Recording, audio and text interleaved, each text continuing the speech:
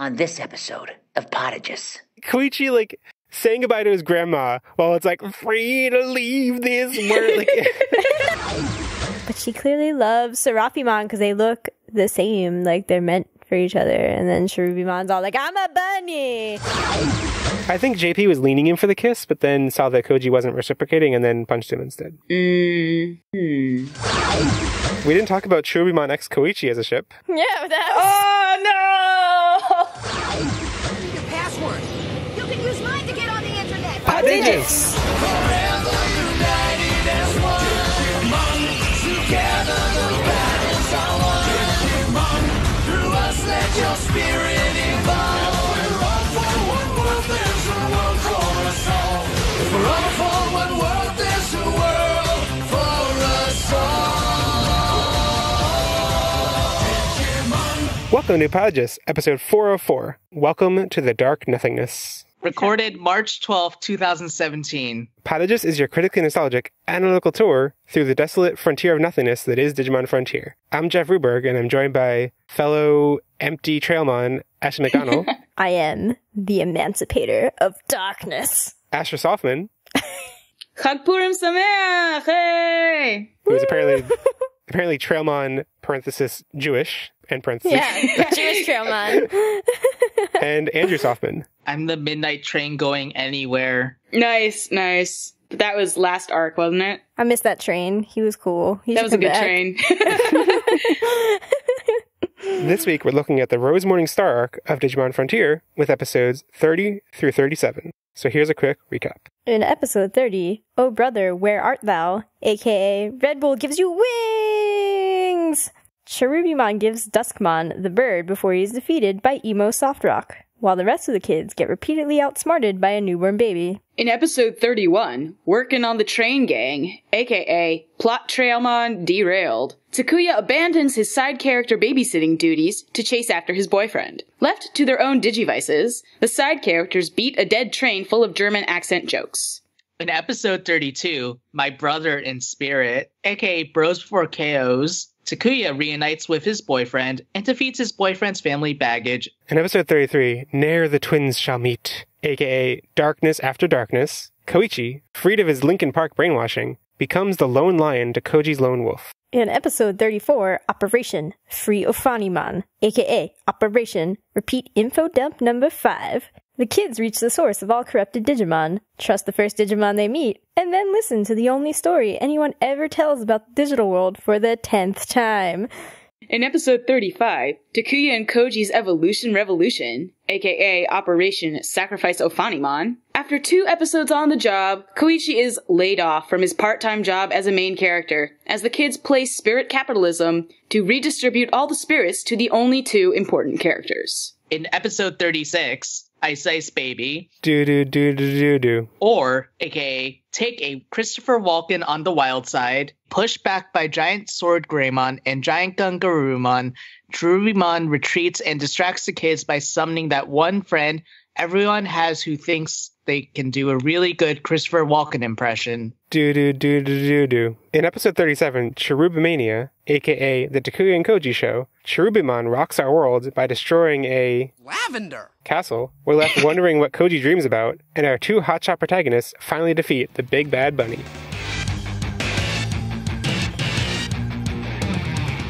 So this arc, loosely it was the Koichi quote-unquote redemption / transformation arc and the Cherubimon fight. There's the episode where Koichi gets Velgamon or Duskmon gets Velgamon form. Then the Trailmon derail episode where they restore Trailmon. Then they defeat Duskmon. Then Duskmon gets purified. Then they meet Ofanimon, get another info dump. Then they get the new unified Emperor Greymon and Magna Garurumon forms. They get distracted from the fight with a Ice Devimon episode. And then they finally defeat Cherubimon. That's this arc. What did everyone think? Oh my god, it was the worst. I have never hated Digimon so much as I hate Digimon right now.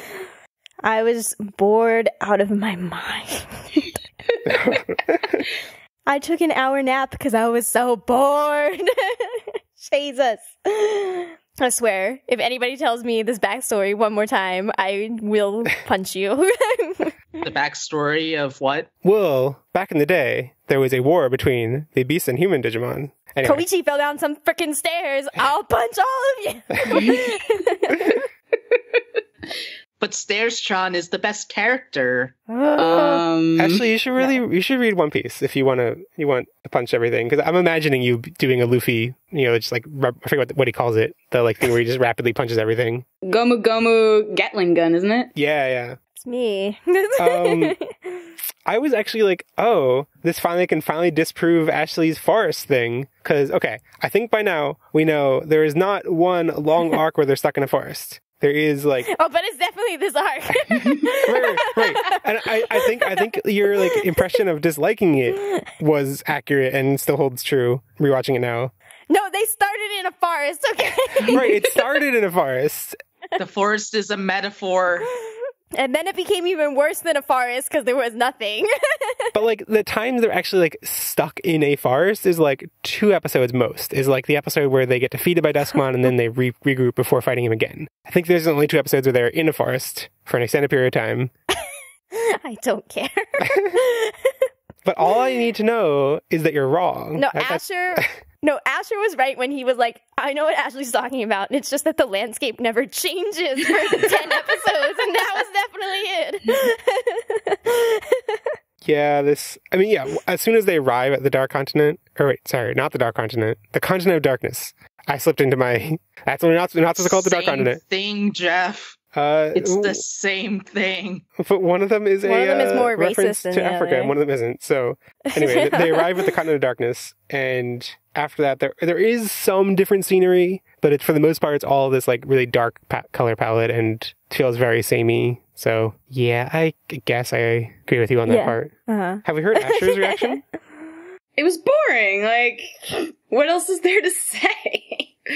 So boring.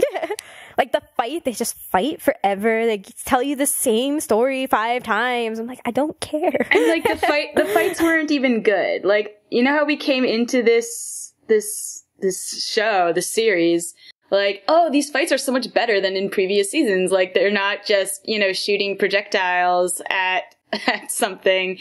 But that first episode also between the fight between, I don't even remember what forms they were anymore, Beowulfmon and Velgamon, I guess. No, Duskmon. It was still Duskmon at this point. That's so boring. Oh my god. That was so bad. Yeah, I don't know everyone else, but like fights in everything I watch, I always consider to be the most boring part because I'm trying to think like examples, but things like Buffy the Vampire Slayer or, let's be more modern. Like The 100 CW. Like, I'm always just like, yeah, I don't care about this part. Like, I want to know what happened, like what the outcome is. But like, usually it's just like, you don't actually need to know the content of the fight to like, you don't need to be paying attention to it closely. So, I mean, what about in like Game of Thrones? They do like interesting cinematic things with the fights, at least, where you're like, okay, that was cool. Like, right. I guess, like, there's just nothing cool about this.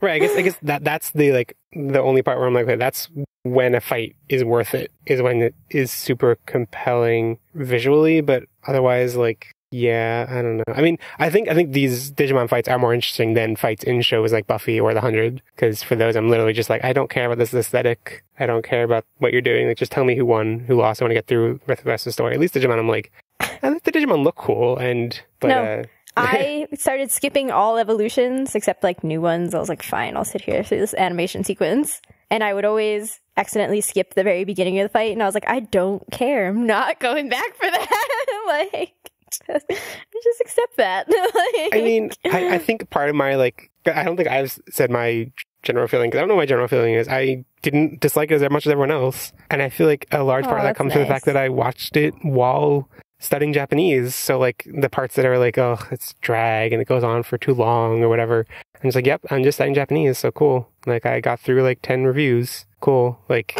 I don't know. So you can only watch a Digimon if you're doing something else too. A little, not only, but I think it elevates the experience. Uh-huh. Any other general impressions? I hate it.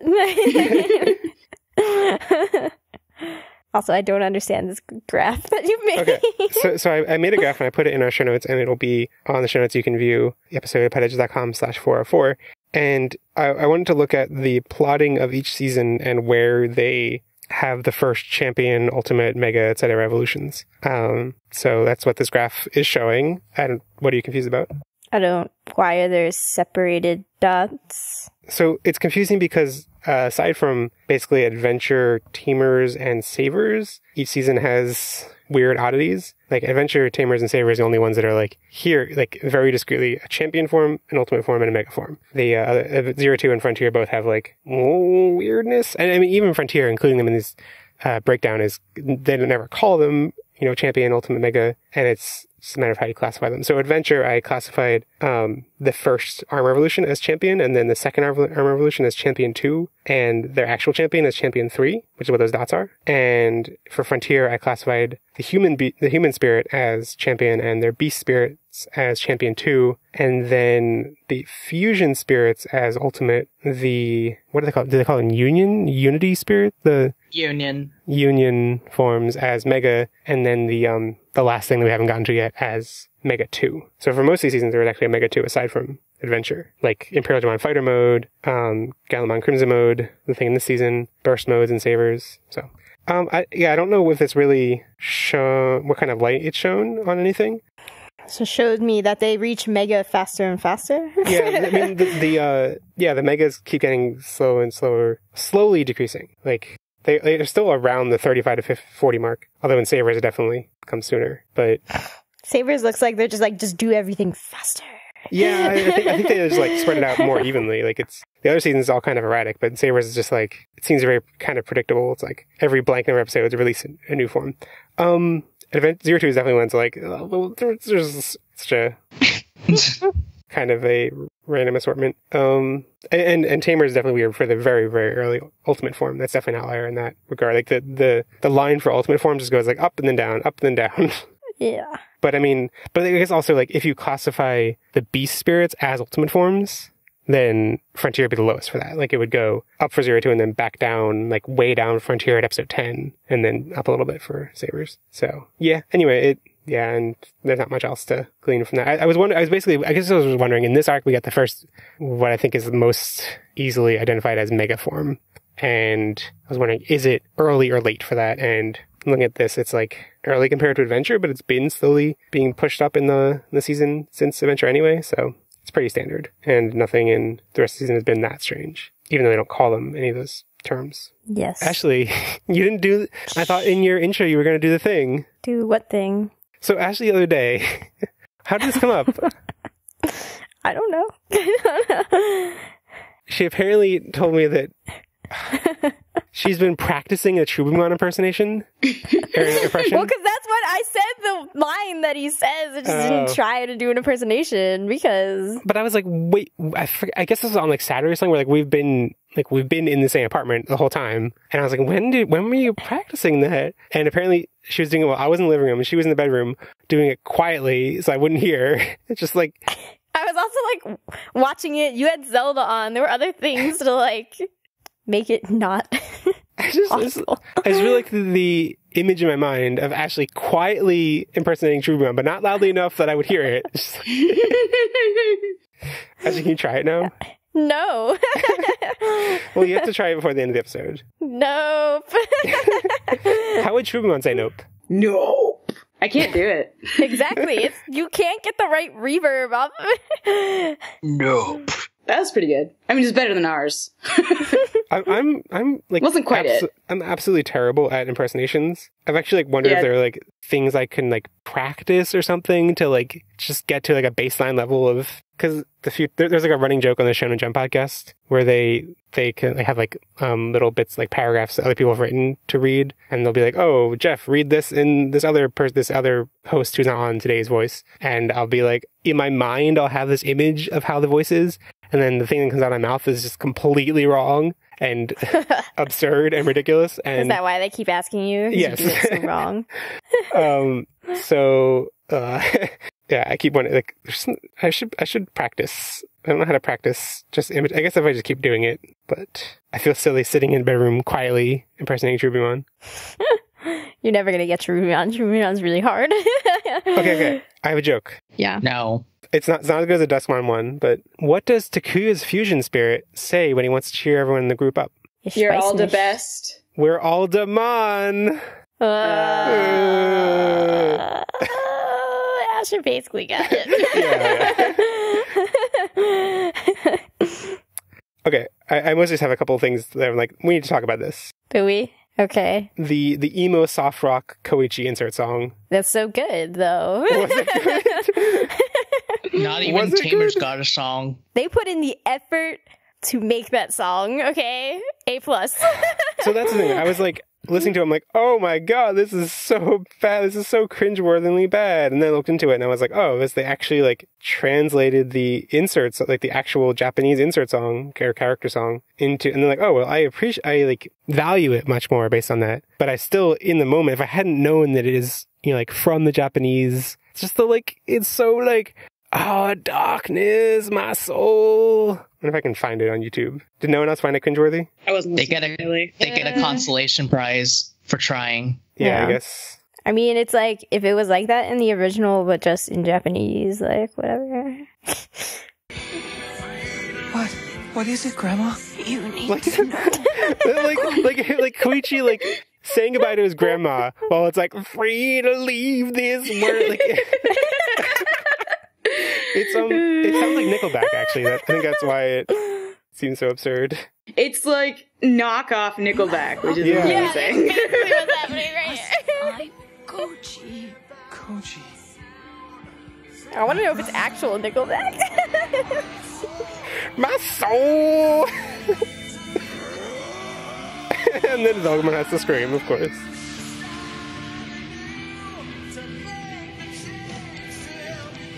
Does Evanescence play?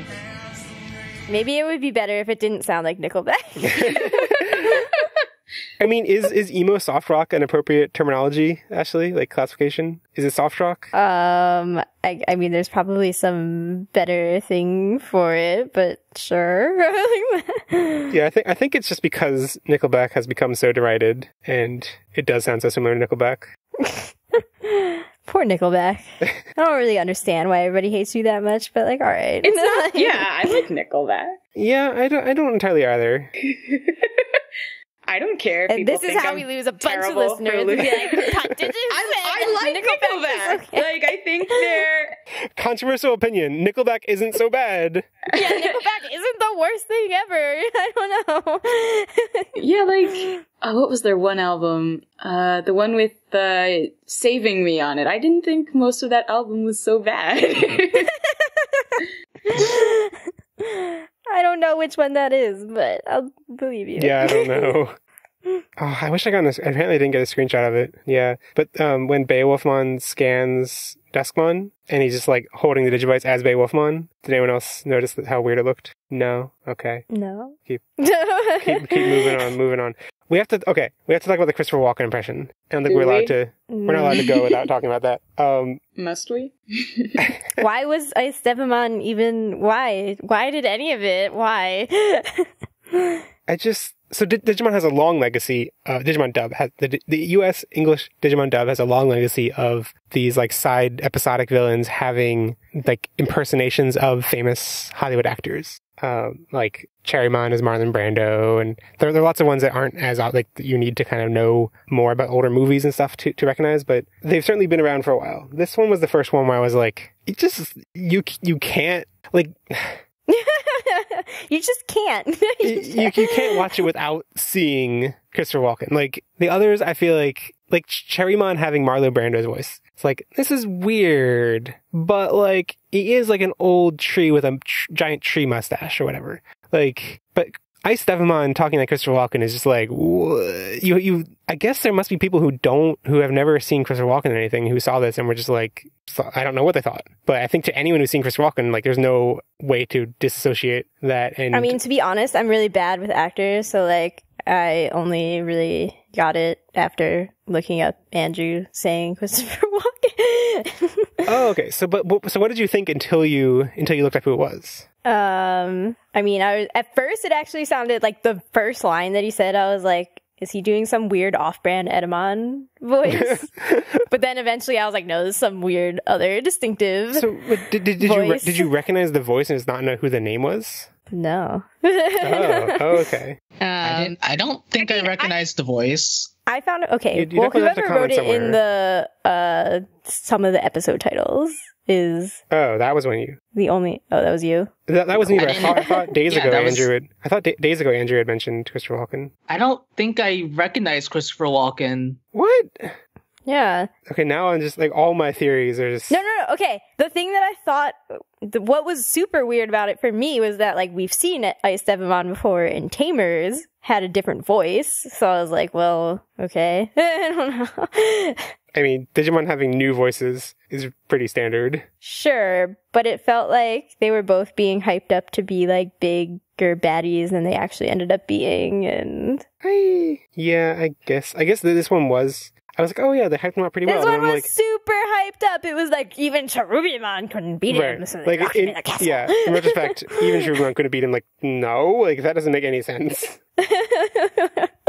So I'll have a link in the show notes, and I don't know, I guess maybe y'all can watch it later after the recording, which is a like SNL sketch of a bunch of people impersonating Christopher Walken, which is, I think, maybe the first time I don't think I... What is he in? Like, what should I recognize him from? Apparently he's in Annie Hall as the brother of Annie Hall, and I don't remember this. I would not have watched that, so actually, I don't think there are any like distinct, like clear, like, oh, this is a definitive role we should know him from. I only know him from him being an actor that people are supposed to know, like, because I think his heyday is from a while ago, like in the I can't find just a list of movies, but I think it was probably more in the 70s and 80s and 90s.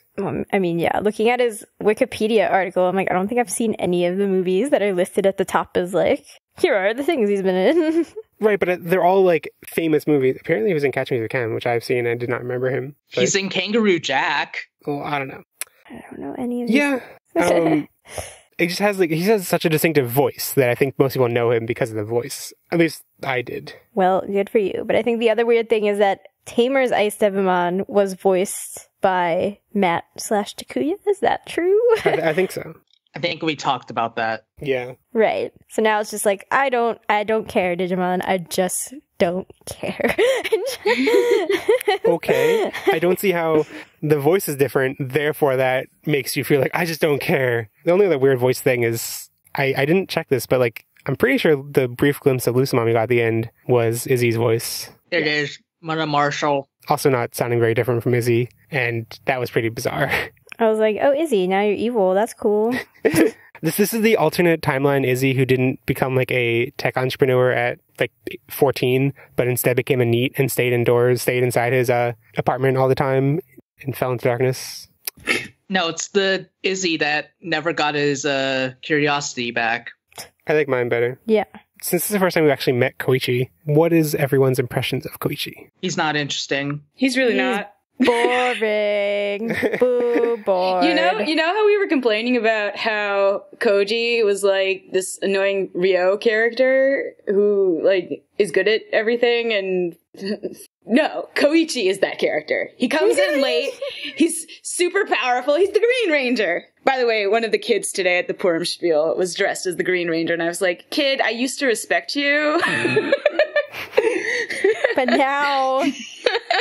It's okay. He's in 5th grade. I guess I can accept that.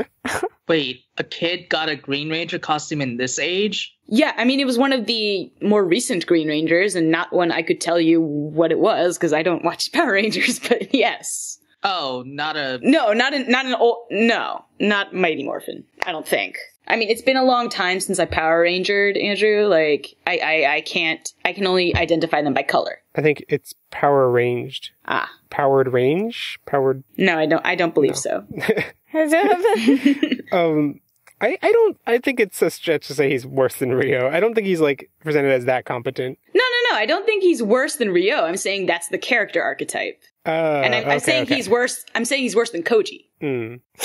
He's definitely more boring than... Okay. My favorite moment was when it was revealed that Koji had a dog, and that dog totally pwned him. It was a good moment. So good. Yeah, I was like, I don't Koji does not have the, I don't think Koji would have a dog. That does not seem. Like, I guess, associate dogs with being at least somewhat extroverted. Like, it's not true that, like, every dog owner is, like, you can't be a dog owner if you're introverted, but, like... I'm a dog owner! What the heck, Jeff? But, like, you're not emo about it. Like, Koji being, okay, no. The way he acted at the beginning of the season is not the way a dog owner would act. Okay, what? No. First of all, his thing is wolves. Why wouldn't he have a dog? Wolves are cats. What? Wait, am I confused? Am I just what? I think you're confused, Jeff. Okay, sure, fine. Go for it. Wolves are dogs. Lions are cats. Okay. Yes. Well, technically, yes. Is that like a thing you seriously were confused about, Jeff? Jeff, do we have to prescribe kimono? I'm not watching Kimono Friends. Kimono Mimi? No, Kemono Friends. I'm not watching Kimono Friends. Yes, you are. I'm even less inclined to watch it now that you explained that it is furry adjacent. Wait, is this with the little, the 5-minute episode? Like, it was really cute? No, this is the current anime where you learn about animals. Oh. And for some reason it's really popular. Anyway. What were we talking about? Jeff doesn't want to know. Koichi, yeah, he is the, like, stereotypical, I think he might be the most, like, plain vanilla implementation of that archetype that Digimon has had. Because all the other, when we talked about, like, whatever, the 5th Ranger, or 6th Ranger, or whatever that trope is called, like, all the ones that qualify, like, Gatomon, Kari, Ken, Rio, Impmon, they all have, like, weird caveats where, like, it doesn't really quite fit the formula. But, Koichi is, like, just the formula. He's also just, I don't know, just so boring. Yeah, there's just not much to him. It's like he's the epitome of darkness because he missed his brother? Yeah. No, it's more complicated than that, but... Sure, I still feel like there was just, like, your parents sucked. Okay, yeah, but before we, like, got the full reveal of his parents, I was like, okay, what we've been laid out was that, like, Koji's dad remarried after his mom died. But she didn't die. No, that's what was spelled out. And I was like, how are they, like, I remember that Koji had a brother, and I was like, how do we get to that point? What crazy twist is there to explain how there is another child that they don't know, but, like, what is, and the twist is just, his dad just totally lied to him about his mom being dead, and, like, and I think we also saw... Which is bananas, by the way. we saw Koichi talking to his grandmother before we saw the mom still alive, so I assumed, actually, that it was, like, that their mom died, and then they split up the kids and sent one of them to the grandmother and sent the other one to the father. And I'm like, okay, maybe I could see them not explaining the brother, maybe in that situation. But, like, the mom still being alive, it's all, yeah. It's weird. Also, like, how did they come to the arrangement to split them up and who got who? That doesn't make sense. Well, I mean, that's totally a plausible thing that's the same situation that happens with TK and Matt. No, it's not. Okay. I'm not even close. Okay, I'm not talking about the, like, and then they will never see each other, never will they meet or whatever. I'm talking about the, like, each one gets primary custody of one kid. That, at least, and, like, how they get split up and choosing who gets whom, at least that's, like, in the Japanese culture, which other Digimon seasons have shown us, does not seem too implausible. Them never meeting and not knowing about each other, like, that is, I don't know how that would be, like, I don't think that would be dictated in the legal code, though. You know what I mean? Like, if they get sole custody to each parent, I don't think the law would dictate, and they must know about each other, and they must see each other, and they must know about the other parent. I don't think this is a real thing. Yeah, this seems really weird. No, I don't... This is definitely a Digimon thing. I'm saying I don't think that a law would forbid it. I'm saying this would never happen because, like, you have to be a terrible person to do this. But I don't think the law would, like, make this implausible. It's just implausible because it's, like, characters, people wouldn't act that way. How does divorce work in Japan? Yeah, this just seems really... Well, I'm pretty sure what they do is they have to pretend that one of the parents is dead and brainwash the kids, and then one of them has to fall downstairs and get sent to the digital world. None of this makes sense. In contrast to the family from the divorced family in Adventure, TK and Matt, it's so like the contrast between like how real their family felt, and they had like real, whereas this is like such a contrived scenario, and yeah. Right, like what is the motivations for them lying like that? Like, that's so weird. and I assume it's never really addressed. Also, how does this benefit her? Her being the mom? Yeah, because she's working like multiple like part-time jobs just to support him. Oh, I assume it was not a good breakup, and I don't know. I don't think we're gonna get any more out of exploring the plausibility. Also, like, so Koichi being fueled by darkness because of those negative feelings, I totally understand, and him being, you know, like used by Cherubimon makes sense to me. But like, yeah, him being like the epitome of darkness because of this, like, no, like, but also like they haven't really. I don't think any of the characters they've implied that like they need to have a strong, like, it's not like Takuya needs to be fiery or JP needs to be lightningy, Zoe needs to be windy, Tommy needs to be snowy. Like, Tommy definitely needs to be snowy. Oh, I mean, I guess Takuya being fiery, I could see. That is his character. Zoe being windy, I could see from a sexist perspective. She's a light breeze. Right. Like, that's how girls are. They just breezy. Easy breezy cover girl. The word you're looking for is flighty. Flighty. Yeah, that's what I thought that too. I don't think they ever spell it out as being a Crest situation where it's but they do say things about the thing they say about Koichi being The in light darkness. boy, the light boy. Oh yeah, that. Who the heck was that? Patamon. That wasn't you? No. Oh my god, Patamon joined the call. Yeah, Patamon's just here. Looking for the light boy. My highlights from this arc, just to end general segment. There are no impressions. highlights. My highlights from this arc are... They don't exist. Okay, when someone says my blank and you just interrupt, be like, no. You're wrong. Your opinions are wrong. Okay, does anyone else... Ashley has no highlights. Does anyone else have any highlights? I told you my highlight, and it was Koji getting pwned by a dog.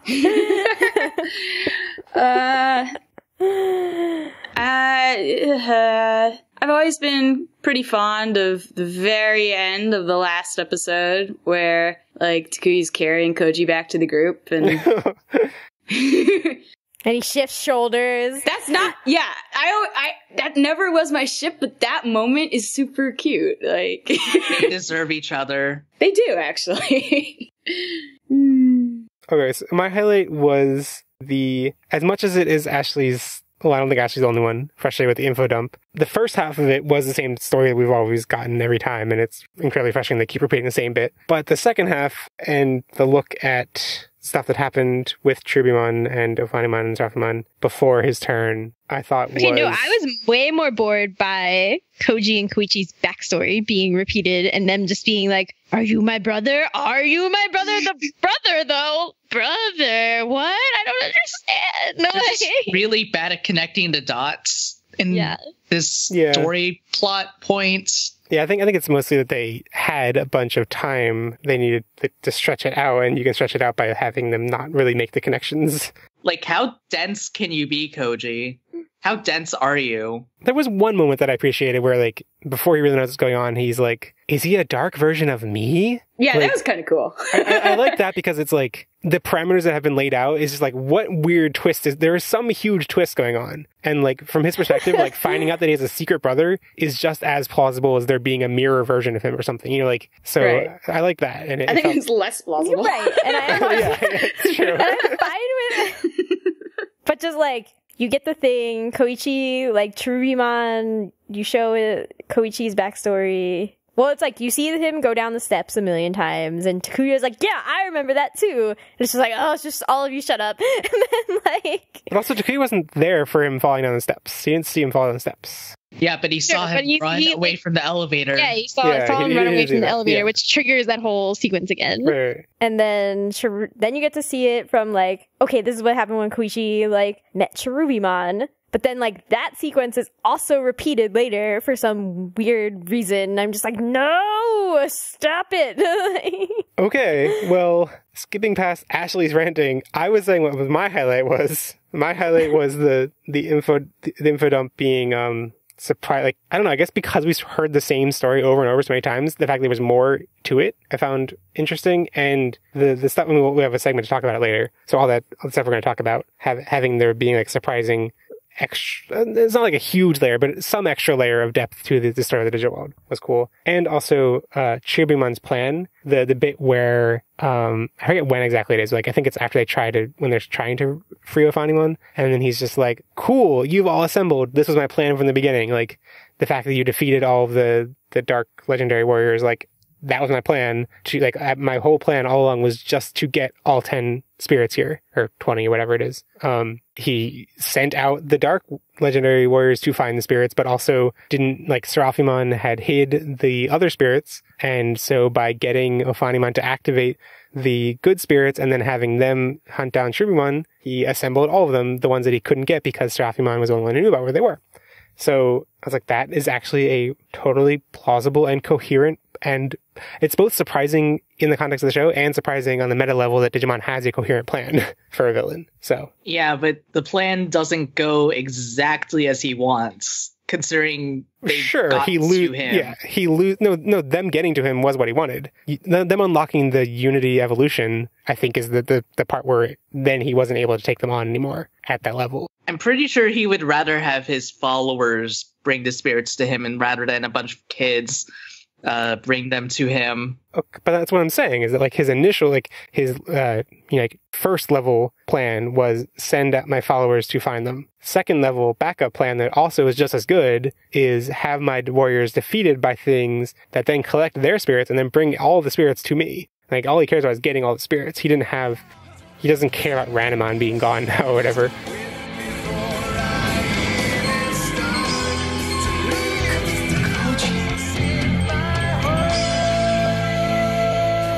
Now it is time for Coastal Clash, our vaguely Family Feud-inspired game show segment. This time we are trying an alternative formula for the game show segment, which is inspired by, I don't know how you describe the traditional rounds of Family Feud instead of the fast money round at the end. So the way this structure will work is the way this works in the show is that you have teams, but for our podcast version, it will still be one person against one person, and there'll be a face-off. So I will ask the question, and then each of the contestants has to buzz in. Whoever buzzes in first gets to answer, and then if that answer is correct, it goes on the board.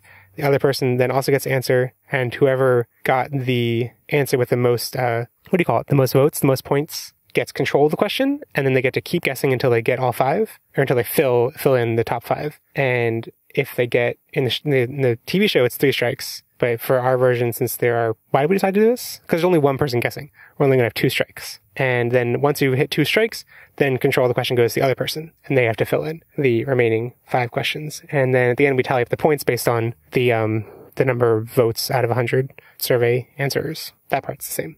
Ashley and Asher both have buzzers. The buzzers are just shouting Bokomon and Namon, and whoever gets their buzzer in first gets first pick at answering. If they get the top choice, then they get to choose if they keep answering or pass to the other person. And if they don't get the top choice, then the other person also gets to pick something, and whoever has the higher answer then gets to choose to keep answering or to pass it. So then whoever gets control of the question answers until they either fill out the board, which for most of these is the top 5 answers, or they get 2 strikes. Once they get 2 strikes, then it passes to the other person, the other team, and all they have to do at that point is get 1 right, anywhere on the board, anywhere in the remaining positions on the board. If they get any of those, then they get all of the points on the board that have been revealed so far. I think in practice it'll be clear what's going on. Maybe not so much because we don't have an actual board to look at. And you have to wait until I finish the question. No, you don't. Oh, you don't? Okay. No. Okay, so you can just shout it at any point. Yeah, that's what people get screwed over because they think they don't wait till the end. And then I'll repeat the question after that. I mean, yeah, you can repeat the question after Okay. that. So if you interrupt me, then I'll repeat it for the next person. But first question. What is the best romantic relationship in Digimon? Bokomon. Okay, Ashley? Ty and Matt. Correct. That is number 2 answer. Oh, balls. With 13 points. It's only the second? Balls. So now, Asher, you get a chance to answer. If you get the top 1, then you get control of the question. TK and Kari? Yep, that is number 1, 16. I actually can't believe that's the winner over Matt and Ty. Yeah, I'm pretty surprised too. All right, I won't. Do I keep going? What happens? Yeah, okay.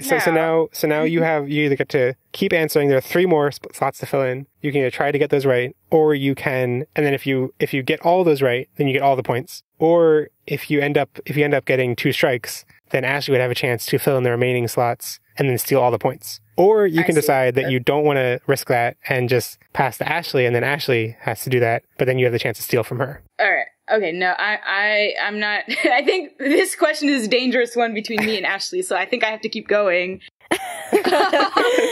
All right. All of Digimon, is this including seasons we haven't seen? It could. I'm not gonna say if it does or doesn't. Yeah. Oh. That's okay. That's actually balls for both of us. All right, whatever. All right. Okay. Yeah. Tai and Sora. That's number 3. Of course it is. That was what I expected to be number 1, actually, if it wasn't. Really? Matt and Tai. Yeah. Oh, I wouldn't have thought that. Oh, jeez. 2 more answers. Davis and what's his name? Ken. All right. Yep, that's 5th place. Okay. 6 points. Oh, that's only 5th? Well, 4th and 5th place are tied, so. Oh, okay. And you have 2 strikes, so you can. You have 0 now. You could have 2 strikes. Right. You have 1 chance to miss, I guess. Yeah. You could mess up right now and be fine. Right. Takuya and Koji? Oh no! So one more chance.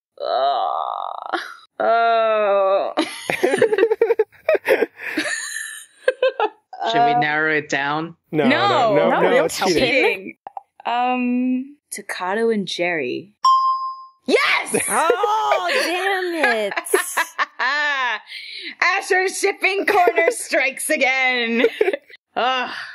Garbage right here. Ashley felt so proud of herself for guessing Matt and Tai in the face-off. Well, I would have thought that'd be right, given the demographics of fan fiction, but I guess our listener demographic is different. Yeah, it's kind of surprising. I thought it would be right, given Try recently. Yeah. Yeah, I'm pretty surprised. But yeah, so people who can't actually physically see the board, first, number 1 was TK and Kari with 16, Matt and Tai with second place with 13, Tai and Sora with 9, Takato and Jerry with 6, and Davis and Ken with 6. Good job, Asher. I'm also, cracking up that you still write ships with an X. In between them. So that, I had to do that because I was trying to find a way to, consolidate, because everyone answers in totally different formats. Yeah. I was like, okay, it'll be the 2 names alphabetically these aren't written up, but anyway, yeah. Wait, what's the cool new way to write ship names, just to always mash them together? It actually depends on the fandom, but this is not the way I've ever seen Digimon ships done, actually. This reminds me of, back when the bulk of fanfiction happened on fanfiction.net, and not on, Tumblr and Archive of Our Own. Oh, interesting. Slashes are popular. I assumed you meant it was even before fanfiction.net. It was But isn't slash different? I wasn't aware of fanfiction before fanfiction.net, so I don't know what to tell you. There are also some funny answers I want to read, like Guilmon and Bread. Takato's parents. That's sweet. Is Joe and his girlfriend on there? Because that's I almost said that. Oh, good. I was afraid that Koshiro and Mimi would be. I was too. I was really nervous. The top one. I don't think. No, not the top one, but in the top 5. Oh God, I was worried that it would be there too, and I was like, I'm glad that our listeners have some taste. not enough taste to put Kaito first. Some taste. Well, TK and Kari is an acceptable answer. Yeah, TK and Kari, I'm okay with that being higher than Taito. One of the answers was the dub and its terrible infatuation with bad puns. Wow. Yeah, a little bit of a jab there. Apocalypse and pizza. What? We're going back 2 years, guys. Come on. Arukenimon and Mummymon. Really? Nice. These are one-off answers, right? And Kazu, I Kazu know, and but Kenta. Still. Kazu and Kenta. All right. I could get behind that. I could see it. I wouldn't call it the best, but... Okay, second question. Do you have your buzzers ready? Yeah. Uh-huh. What is the best fight in Digimon? Name on. Okay. Yes. Asher, ready to go? Metal Garurumon and War Greymon. Ah. Oh, snaps. Well, these people have no taste. I take it back. Myotismon and what fights Myotismon? War Greymon and Metal Garurumon. No. What do they fuse into? Oh my god. So, well, Ashley, what happens now? We just said that well, I guess Asher gets to go again. Oh, we don't have to buzz back in? Yeah, you just keep guessing? Do you go in turns? I think so. Oh, I think actually in the show, if this had happened, then it would go down, like the two contestants that are up there wouldn't get to say anything more. It would go down the line or something. Oh, okay. But like, so it should be like Asher gets one pick, then you go one pick. Okay. And then, okay. We just discussed how the fights are the worst part of this, God. Yeah, like, jeez. Are there good fights in Digimon?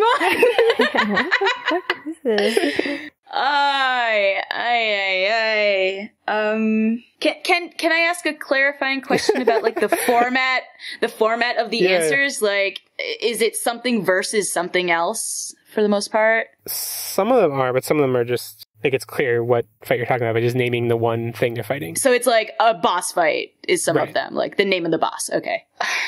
This is so garbage.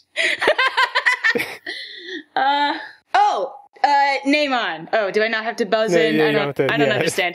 Okay, Angemon and Devimon. Wow, that was... Devimon is what I meant. What? Okay. What's the name of the amalgamation Digimon that Ken makes? Chimeramon. Chimeramon. The hell is this? Wait, so when I said Myotismon, like, really? That was... No? I don't understand. It's not your turn. No, but I was asking a clarifying question of, like, when I said Myotismon. Like, there were no fights with Myotismon. That makes no sense. That's garbage. Oh, do movies count? Yeah. Oh, okay. What's his face? Diaboromon. Yay! Oh my god. That's the second place. Second place! Oh, so I get to try again. Great. So that's second place with 13. Holy garbage. Alright. So Ashley gets one more pick. Can I just say Cherubimon? We fight him sometimes. No, they fight him too many times. What? Okay. Calm down. You always had so many wrong picks. Okay, so now it goes. So now Ashley gets to choose. I get to choose whether to pass or not, right? I choose to pass. That's the smart answer. That is definitely the smart answer here. In this situation, totally. Oh, there's not going to be much to steal. What was that, Ashley? It doesn't matter. Like, the likelihood of him winning is so high. A Pokemon. Okay, Ashley said, I'm trying to do the game show hosty stuff. Ashley said, a Pokemon. Survey says... Really? Oh, yeah. That was such a bad fight. Oh, yeah. Such garbage. So that was fourth place. Fourth place with 6 points. There's still first, third, and fifth on the board. Oh, my God. What the freaking hell? Holy Jesus. I want to repeat the question just to clarify. The question is, what is the best fight in Digimon? Oh. Do I get to say like Ken versus Takata or TK? Yeah, say Ken versus Takato. Ken versus TK. Oh my god, Takata would get his poor butt kicked. Okay, so what was your pick? Ken versus TK? Yeah. Survey says third place with 9 points. Ooh. Frick, what is first place? I think I know, but it's your turn. Oh, you know it? It has to be something with Matt and Ty. Matt and Ty. just gonna say that. Matt and Ty. Survey says... Yes. Fifth place. Oh. Oh, Well, I'm fifth glad place. people at least recognize that Ken versus TK is way better than Ty versus Matt. What is first place? Holy Jesus! Oh my god. Oh, it has to be something super obvious. I'm just like totally blanking on it. Now I'm like trying to remember the entirety of Digimon. Yeah, wait, is it in a season that I have not seen? It is a season that you have seen. Okay. Within the last year. Wow, that's And cheating. Andrew, stop clarifying. That was cheating. Yeah, in the show itself, Steve Harvey doesn't even know what the answers are. That means it was Tamers or Frontier. What did they fight in Tamers? I don't want to say Juggernaut, but like, I guess I'll say that. Survey says... What does that mean? Yeah, what does that mean? Juggernaut's your answer? Yeah. Damn it. So you got Wait, you Ashley, got one more strike. Ashley, you remember that like the thing they fight at the end is the D Reaper, not Juggernaut, right? Oh, damn it. That's what I meant to say. Oh, damn. But now I don't want to say it because it's probably wrong. Oh, but I'm going to do D-Reaper. You gonna do it? Are you sure? Is that your final answer? Oh, damn it, Jeff. Asher's going to get it, and it's going to be so sad. Okay. Survey says... Oh my god! I don't know. Okay, Ash, you have one chance to steal. What happens if stealing doesn't work? No one gets it? I get the points. Oh, you get the points. Okay. I get all the points if Ash can't. Okay, so the total of points you've gotten so far is I mean, it's not enough, yes. You've gotten 34 points so far.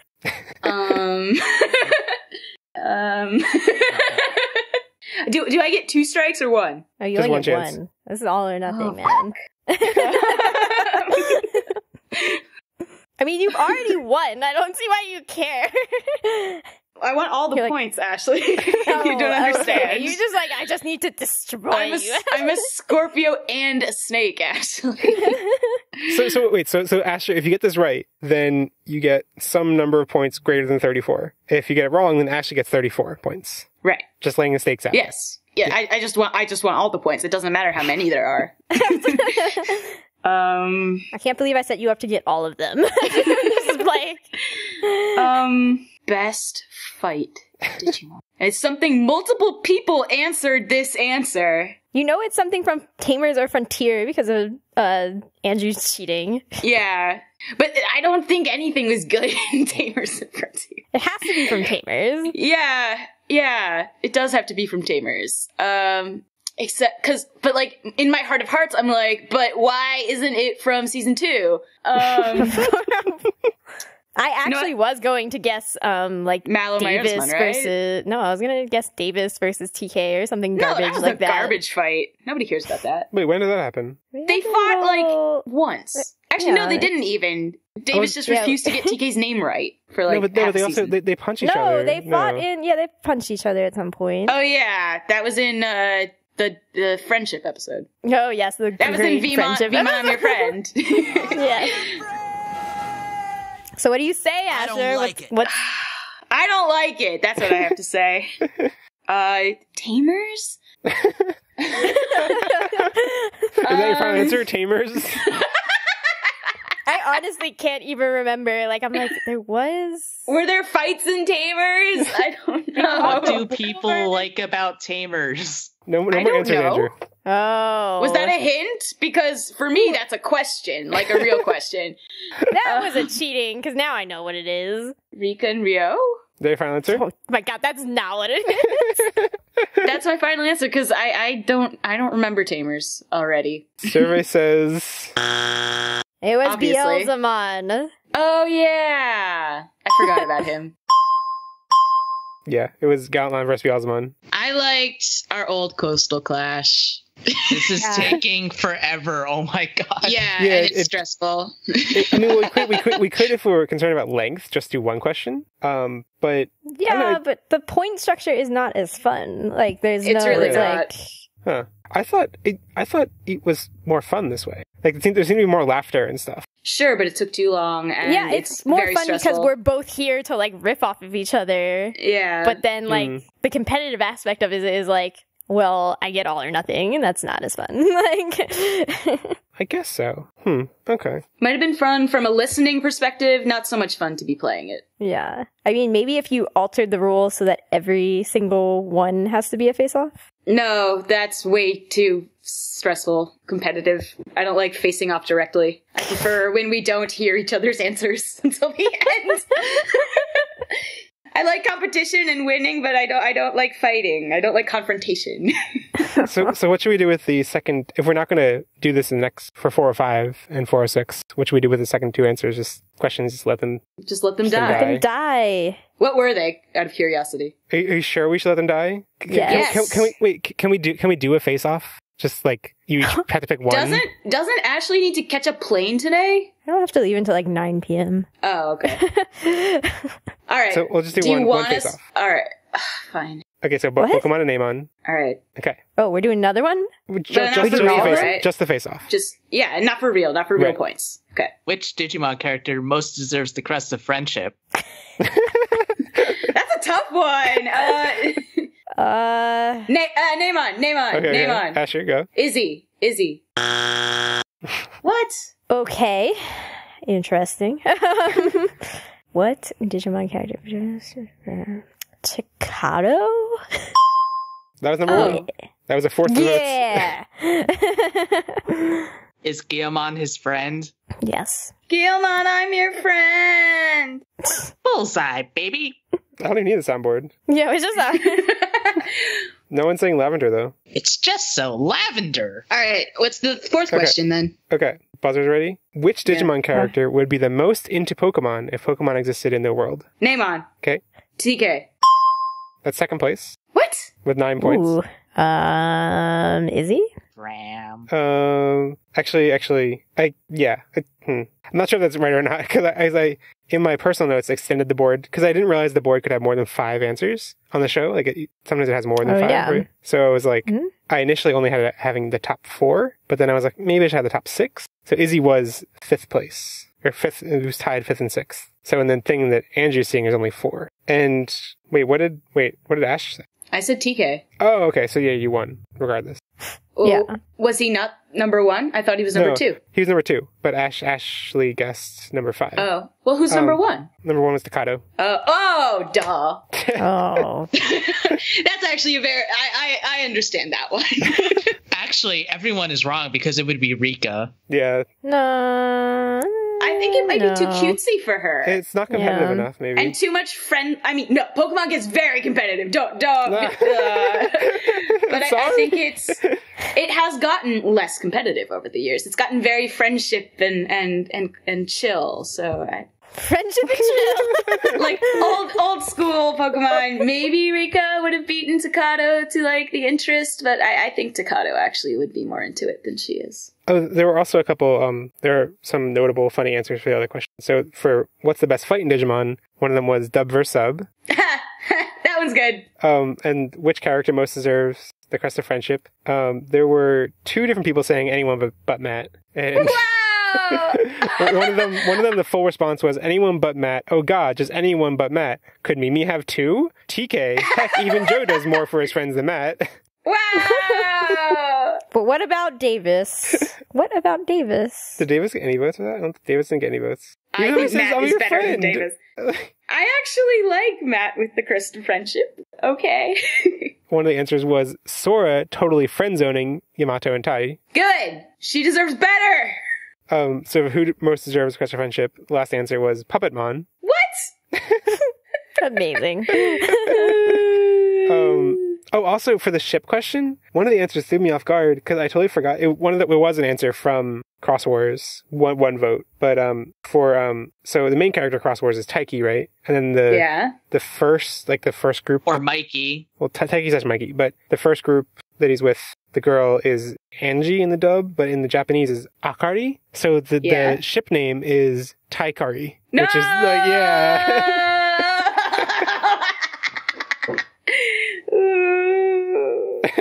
I think we broke Ash.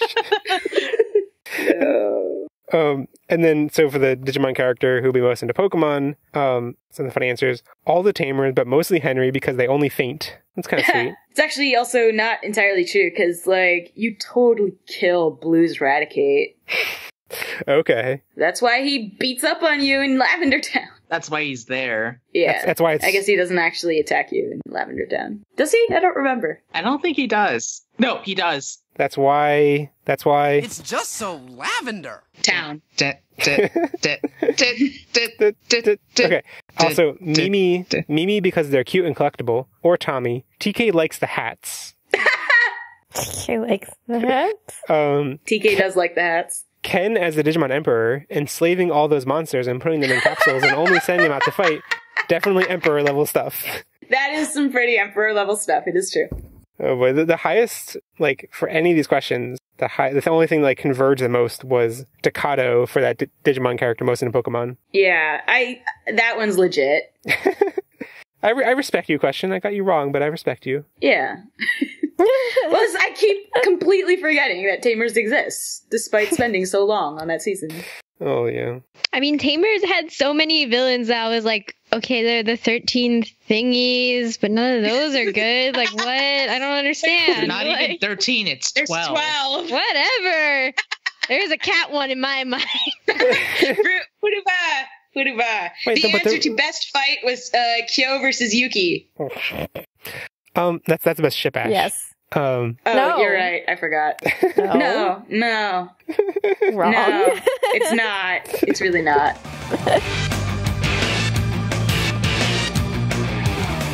So now for a segment which we have in our doc titled Laws, Legends, and Love. I think it's appropriate. Ashley has thoroughly described the segment as it's the only thing worth talking about. Yep. So It's that's real. Yeah, legit. so okay. Describing the title, explaining the title. People who maybe haven't watched the episodes recently. I think the main thing Ashley wanted to talk about was how the three branches of the Digimon government: Cherubimon, Ophanimon, Seraphimon. Seraphimon is supposed to be in charge of law and order. Cherubimon in charge of, what was it actually? Knowledge and lore? Knowledge and legends. Legends, yes. And Ophanimon was in charge of life and love. Because she's a... Yeah. Yeah. I vomit at this. Wait, was that one of the, was the gender aspect of it one of the things you want to talk about? I mean, I get, it's just so obvious. Like, the things Right, that make me mad in Frontier about gender are just like, are you even trying now? Like, are you... Ugh. Yeah. In case it's not clear, having a division like this and one female character, and to assign the female one the role of life and love. I mean, honestly, no matter what she got, it would have been bad because there's just one female character. I mean, how many war goddesses are there? A lot. A lot. So, like, representation is garbage. Yeah. Stop making there be one girl. But going on more, because I think it's pretty clear why. I mean, I guess some people will push back and say, like, but women are, like, you know, in all sorts of legends and mythology associated with taking care of the household. So, like, what's wrong about this? But that's not actually right. It's not really more. It's not religion. It's culture completely all over. Yeah. Right. And like, if you're hearkening, like you mentioned, like war goddesses, like she's designed after, like she seems to be reminiscent of like Roman goddesses, which have like a whole range of things they covered. And it was not just like household. I think like Zeus is even like, I'm pretty sure Zeus is supposed to be the god. Oh, Zeus is not the Roman name, the Greek name. It's supposed to be the god of like the household and the hearth. So, like, that's not even, like, if you're going to, like, I don't know, I guess you wouldn't say that Western mythology would have informed this Japanese Eastern show anyway. But, yeah, it's not, like, clear, like, oh, obviously there's going to be this household thing. It's going to be female role. And it just reinforces culture in a gross way. Moving on from that, though, I thought, okay, I just want I know I'm at risk of getting punched out by Ashley for mentioning this, but I wanted to... are you? Can I punch you? Let's go. I want to describe So the way I saw it, there are basically like 4 eras to the digital world. There's the first era they describe of there just being war between human Digimon and beast Digimon. And that war was stopped by Lucemon, who came in and then ruled over everything and was evil. And I guess they don't describe there being a war associated with that. It was just Lucemon was really bad and was terrorizing people and stuff. And then Lucemon was defeated by the legendary warriors. And then the legendary warriors, after they defeated Lucemon, put Seraphimon, Ophanimon, and Cherubimon in place as leaders. And then what we get, like, that's been spelled out to us all these different times. And then we know that Cherubimon went evil and stuff. What is new to this arc is the explanation, the revelation of how Cherubimon went bad. And also, to me, what I thought was the most surprising was that, like, the way one of the things he did was revive the human versus beast spirit, or human versus beast Digimon war, or rivalry, or whatever, tension. Like, what he spells out, I mean, what we see is that one of the things fueling his descent into evil is a frustration that the 2 of the 3 celestial Digimon, 2 of them are human type and 1 of them is beast type, and he feels excluded because of that, and like the desires of the beast Digimon are not being represented by there's an imbalance in power. And then he gets all the beast Digimon on his side and then has the beast Digimon attack. What did everyone think about that reveal? It doesn't seem to have to do anything with the plot at hand. That's true. It has no actual bearing on anything. It's true, actually. In fact, it has more to do with the movie that we haven't watched yet than the actual show. Yes. It makes sense on its own, but then, yeah, what you're shown of the digital world is like, okay, but the beast spirits and the human spirit type Digimon or whatever, like, there's no ongoing... Wait, don't say spirits. Like, we kind of autocomplete, and like, I think you just said this accidentally, like, I kind of autocomplete to say, like, beast spirit, no, I don't mean spirit, I mean beast Digimon. Like, we don't see any rivalry or, like, contention in the villages they go to. I mean, I guess most of the Digimon we see are human type? Actually, I think that's not true. I think most of those we see are beast type. Even in towns? I'm thinking about the towns. We see a lot of babies, which aren't anything. They could be either. The Floramon and the Mushroomon, like, what are those? They're plants. I don't understand this categorization system, actually. Are they humanly plants or beastly plants? That's the distinction. I would put them beasts, though. I guess, but they're standing upright. They actually probably do have a classification. Mushroomon. I mean, what I find kind of interesting about this is He's a vegetation Digimon. It feels almost like the only distinction that they have in the Frontier universe is beast or human. So it's like, well, Cherubimon needed some kind of... All right, Mushroomon is not in this dichotomy, apparently. Let's check out Floramon. Is this dichotomy listed on Wikipedia or Digimon Wikis? Usually. I don't know if it is. Pages for it. Oh. But I mean, it doesn't seem complete at all. Right. They don't classify everyone because it's not a like traditional category. Actually, there doesn't seem to be a human type page. Anyway, it feels a little bit creatively bankrupt to be like, well, we need some kind of rivalry between Digimon. I guess the only way we can divide them is human or beast. Let's do that again. Kumamon is a beast man, so take that as you will. Oh, I feel like actually so Cherubimon's the whatever thing that he's in charge of. The representative of beasts. What is that? What he says he is? Oh, you're right. He is. I mean, he is the one of the 3 that is beast, but also the fact that he's in charge of knowledge and legends or lore or whatever.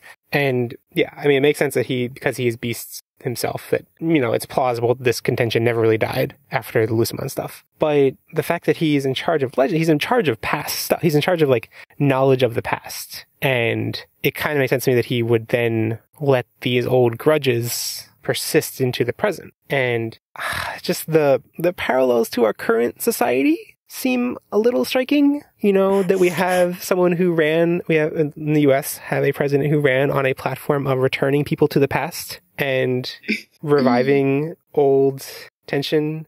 Obviously, this isn't trying to mirror that, but I think both things are reflecting a reality in the way society operates. Sure, but that wasn't his initial goal. Was like, Seraphimon and Ophanimon, I told you a thing, like, this is not what the beast Digimon are like, or think, or like, see the world, but you don't believe my reality, and now you seem to be conspiring against me, so now I'm gonna be mad, and like, revive this war. Yeah, and I think it's kind of inevitable that like, having that imbalance of 2 human-type Digimon and 1 beast-type Digimon is always going to be, like, one side that's not represented well. That's why I'm like, Digimon, why did you implement this system? It doesn't make sense. Because there aren't any other angels. Well, they had one, but then they killed him and imprisoned him. They did? Well, I mean, they imprisoned him. Lucemon is angelic. Yeah, okay. But he's not a type of angel. He's like a named angel. That's different. Yeah. So, I mean, I think both of those, like, in the lore that we get repeated over and over, we have two different types of government, and both of them are shown to be, like, Lucemon ruling on his own, and Cherubimon, Seraphimon, and Ophanimon ruling together. And it portrays both of them as going sour and being bad, and I guess maybe we'll get some more explanation later on, like, why Lucemon turned bad, but I think it's just supposed to be like, yeah, he was a bad leader, like, he got So government is power. bad. Let's just get rid of government. Yeah, government is bad. Maybe I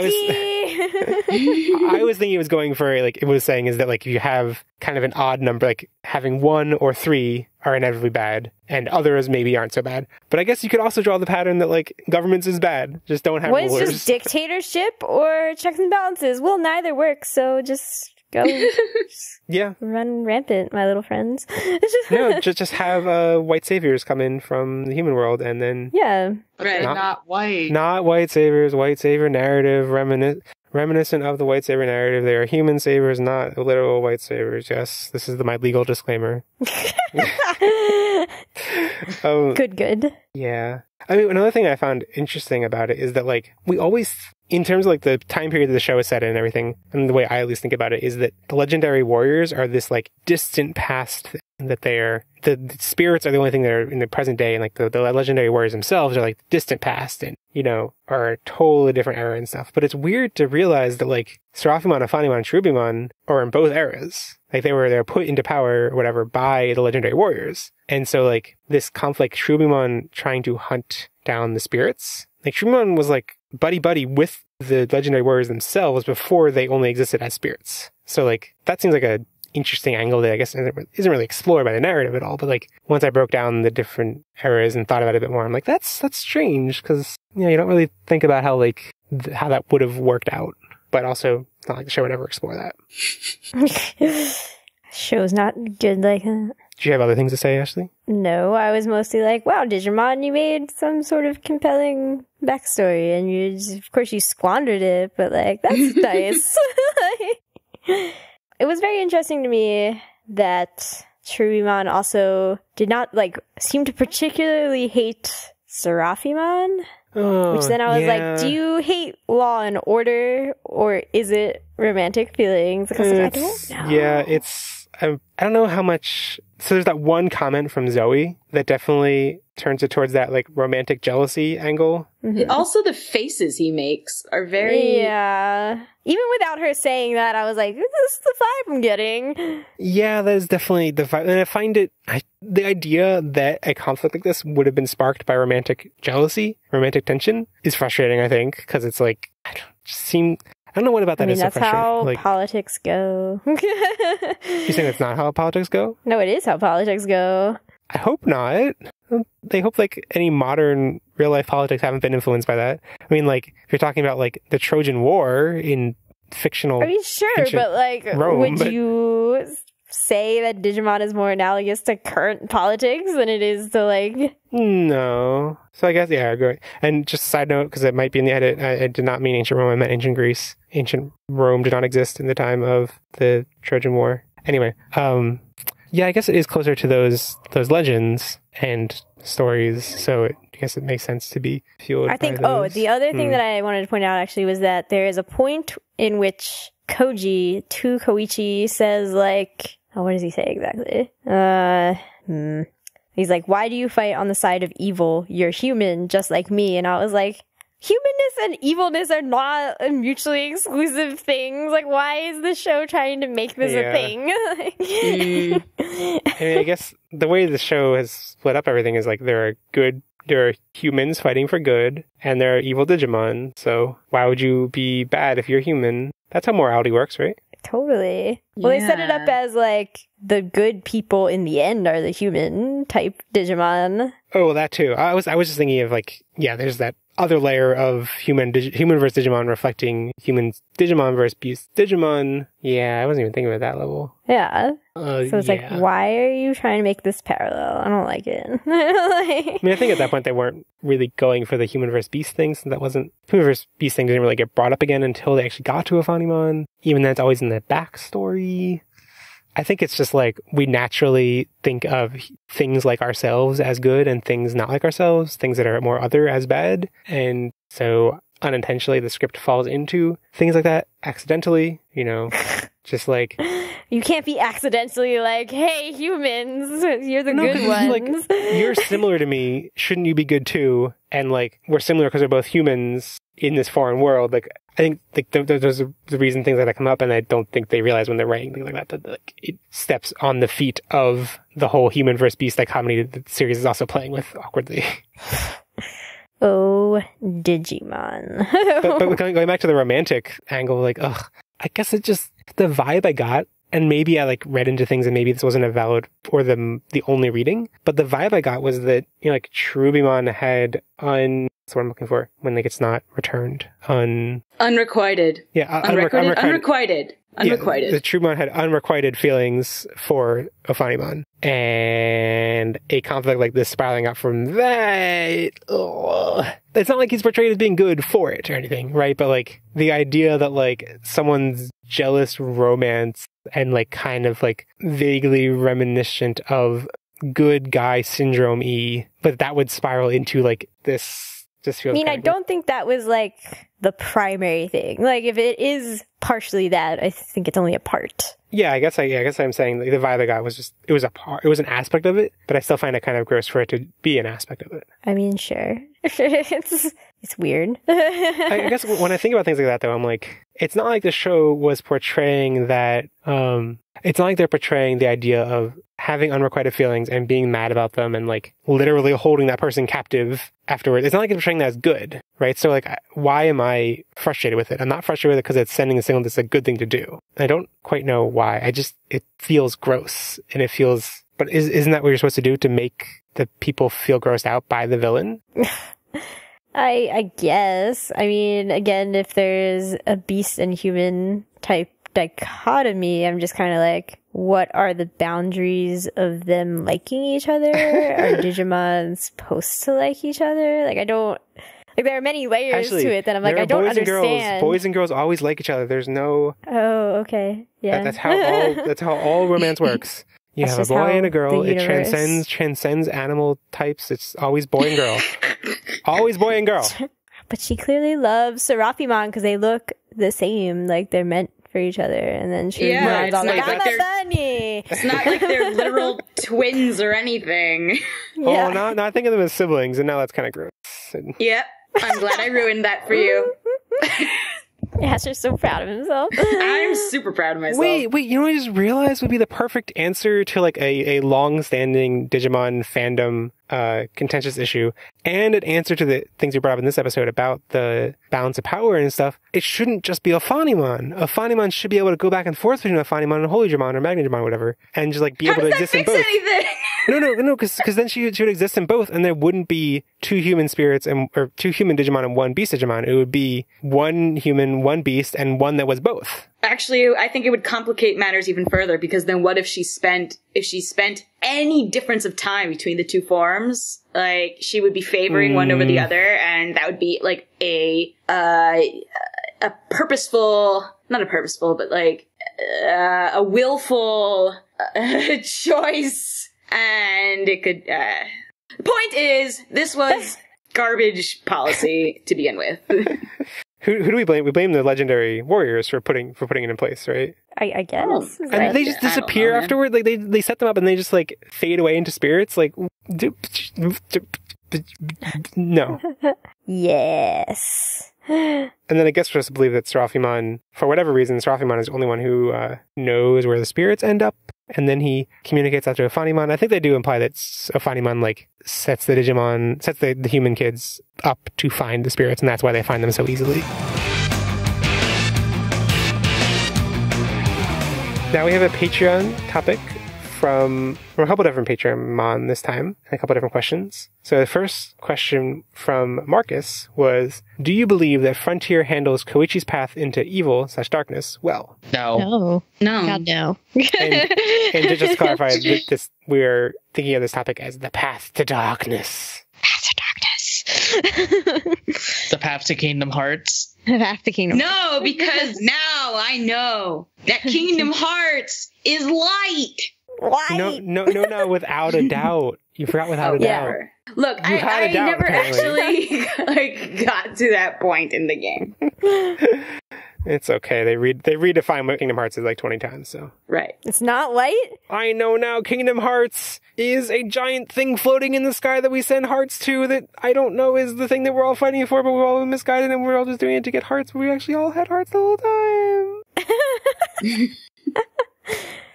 Okay, why do I believe that Frontier doesn't handle... Well, I feel like we touched on it earlier in just that, like, his feelings for the situation that he was put in are valid. The situation that he is put in with his parents is just bananas, though. It makes no sense narratively. Yeah. And him being fueled, like, having an emo side because of it, sure.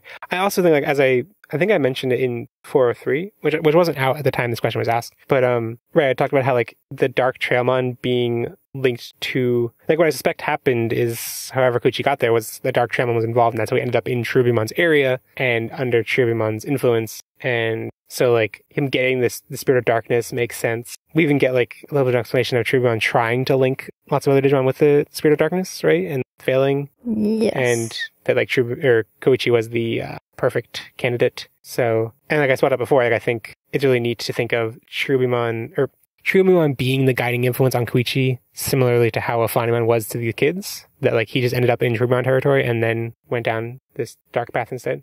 Sure, I still don't know what happened to all them other kids, but, like, cool. They're just wandering around. Yeah, there's not much land for them to wander around anymore, but we'll get to that eventually. It actually is a thing in the show. Yeah. I also think it's kind of garbage that, like, Koichi and the ground are apparently not friends. Like, I fell down some stairs and then I ended up on the path to darkness. It's like, okay. And then in this episode when it's like, he's like, you go first, JP, and then the ground gives out underneath him. I'm like, oh, come on, this boy. I just cannot even with this boy. That was... I mean, sure, it seems heavy-handed, but, like, the moment that it's set up clearly to be, like, to have a moment of him falling and then Koji saving him, and... It's so heavy-handed, though. But it's heavy-handed, but it's like, I think that message that, like, he didn't have anyone to help him before, and now he does. It's sweet, I like it. No. Alright, you like Asher, whatever what's your you want, opinion? but What's you're your verdict? wrong. On what exactly? on the moment where Koichi the ground falls out from under Koichi and then Koji saves him, if it's sweet or heavy-handed. I actually don't even remember that moment, so... when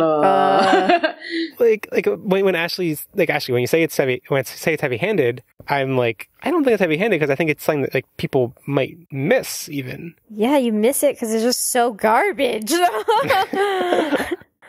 I mean, it sounds heavy-handed, but I really don't remember.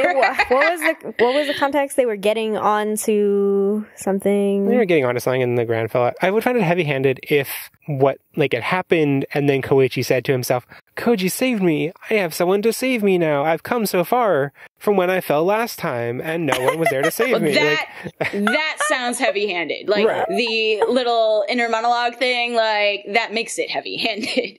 But, I mean, given the number of times people fall down in this show, like, it's no more... The act itself is no more heavy-handed than anything else. Honestly, everyone should be dead. Well, yeah. They're all digital constructs in a digital world, so you can write off everything. And so we had a related question from Alvaro Crimson Mode, which was, do you guys think that having Koichi and Koji be brothers is necessary to the plot? Yes, but only because this plot is so damn lazy that they were like, oh, we need a reason why these kids just won't hate Koichi once he turns good. Make him Koichi's brother, yes! Perfect, great. I mean... I don't know if it's necessary. I don't think anything like that is necessary. But I like it because I like the different kinds of brothers we have in this show. I like series. Series, fine, whatever. That's actually a good point. I always like thinking about brothers. Boo. You think about me all the time? No, yeah, you think I like thinking about you. Not real brothers. Just that's why he thinks about fictional brothers to not have to think about his real brother. Yeah. So I push back on Ashley's point about, like, that's the only reason that they would come to forgive him. I do think maybe it works as a shortcut in that aspect, because maybe it would have taken longer to build up or whatever. But I don't think, like, Dusman, beat them down and was a really intimidating villain. But it's not like he did anything that was so irredeemable. Like, I don't think if he was anyone that was like, oh, and now there's a human form and I regret what I did, I don't think they'd be like, no, what you did was terrible. Like, he didn't do anything on the level of Ken or Beelzemon or any of these characters that they had on a redemption arc. All he really did was hit Koji a bunch of times, and like everyone's guilty of that. Well, also he caused trauma for Takuya for one episode. Nobody cares about that. True. They've all forgot about it. He doesn't even tell them about it happening. Yeah, like, he's the only. Yeah, he's like, wait, I saw him too on the train that one time. What? And everyone's like, know what I'm talking about? No. Like, saying that he saw him on the train is like fine, plausible. But he says like, but it was like in the past. But he explains something about like halfway explains that he time traveled, and no one questions it. It's like, okay. Yep. Perfect. And I think it's I don't know. It seems like a fallacious argument actually to talk, because like him being a brother is not like a thing thrown in the last minute. Like, it feels like it's been hinted at for a while. I mean, yeah, it's still lazy. Once it happens, like, all of their dialogue is so painful. Like, I'm sorry, like, maybe Koichi knows something about Cherubimon's true plans. Sorry, I don't know anything. And then Takuya's just like, okay, anyway, like, let's move on. It just feels like a lazy way to be like, oh, we must accept him because he's Koji's brother, but like, So something would have happened eventually. Just like only would have taken a little bit longer. So like, and since it ties into so many other things, to fault it because it is a shortcut in that one aspect seems unfair. But anyway, our last question from Marcus. If you guys had a choice between light and dark spirits, which one would you choose and why? Dark's always cooler. I mean, yeah, dark. You're so wrong. First of all, wolves are way cooler than lions. Oh yeah, I guess we have to choose between. Well, that's the thing. Like, dark. Okay, I thought I meant for this come up earlier, and I totally forgot about it. But like, what do we think about there being a purified spirit of darkness? Because I like it. Oh no. Sells toys. Kind of like, what does this mean, though? But like the pure, like, I mean, okay, I guess what is it? Jaeger Loemon is cooler. Jaeger Loemon. Jaeger. Yeah, exactly. Exactly.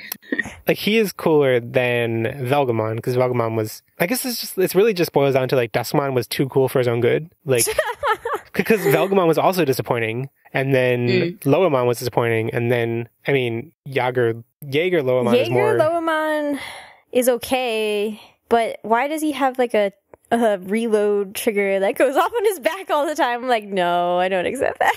I don't even remember that. It's like to reload his shots. And I do like how, like, the symmetry, they never really use it. They never really visually put them together. But the symmetry between Lobamon and Loemon and Kendagurumon and Jaeger Loemon is neat. And the fact that it's like lion and wolf, whatever, I like that. But they never employ that because Koji doesn't need to go into those forms anymore by this point.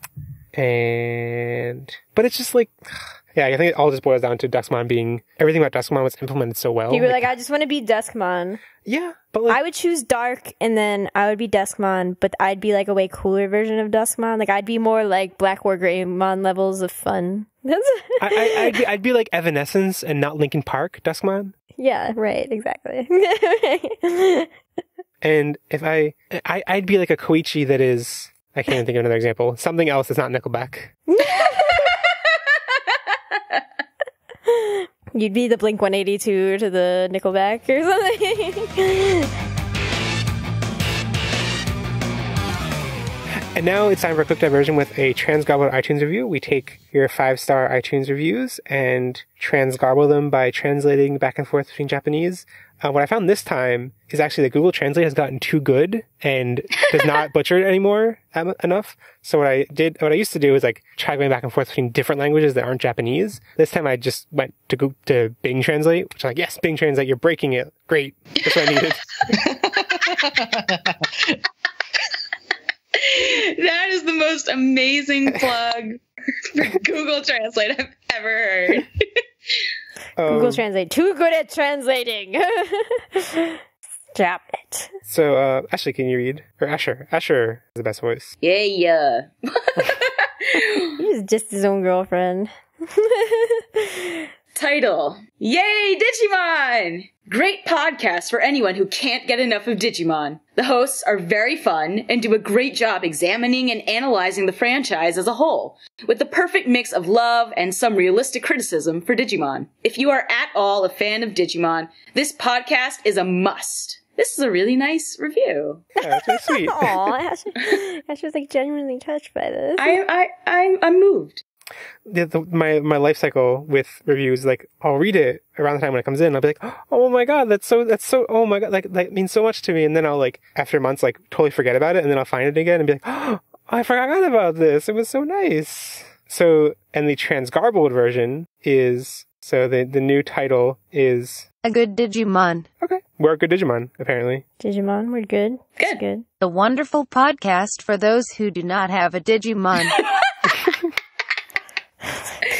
Well, it's true. We do provide our podcasting services to people who do not have Digimon. That is true. Yes. And I assume if you had a Digimon, you wouldn't need to listen to Digimon podcasts. if you have a Digimon, please come talk to us. Yeah. Host is the great love and are looking for a comfortable franchise. Digimon are some perfect mix of practical criticism. The first part of that sounded kind of like the sexual ones we used to get. I like it. Host is the great love and are looking for a comfortable, like what you're. It sounds like those. I'm looking for a comfortable franchise. What about you? The world needs more comfortable franchises. Yeah. Well, I need more comfortable franchises, is what I'm saying. This podcast is required in all Digimon fans. Yep. Yeah, it's required in Digimon fans. It's like we have to put it inside them all. That's what I'm saying. Shipping corner. Why are you knowing my shipping corner? Yeah, why? I didn't write down Asher's shipping corner. I know, it's everybody's shipping corner. But it's mostly Ash. It's mostly me. Except most of these points were not made by me. They were just things that They were made stood by out to me Jeff. Okay, the first one I wrote down was Cherubimon, Crushimon, and Afunimon, which we talked about at length before. Right. None of us Wait, are... Zoe x Koichi? What? See, that's the danger of shipping goggles, because every time characters stand next to each other or look at each other from across the screen.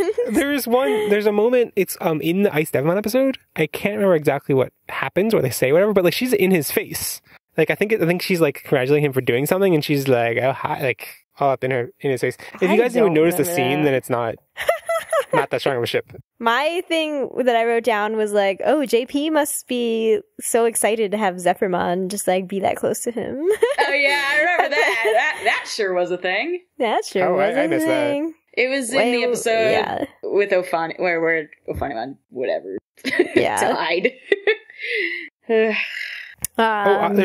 one I didn't write down. I'm wondering if anyone else picked up on it. JP and Zoe? No. Close, but not quite. I don't know. Ofanimon and Zephyrmon.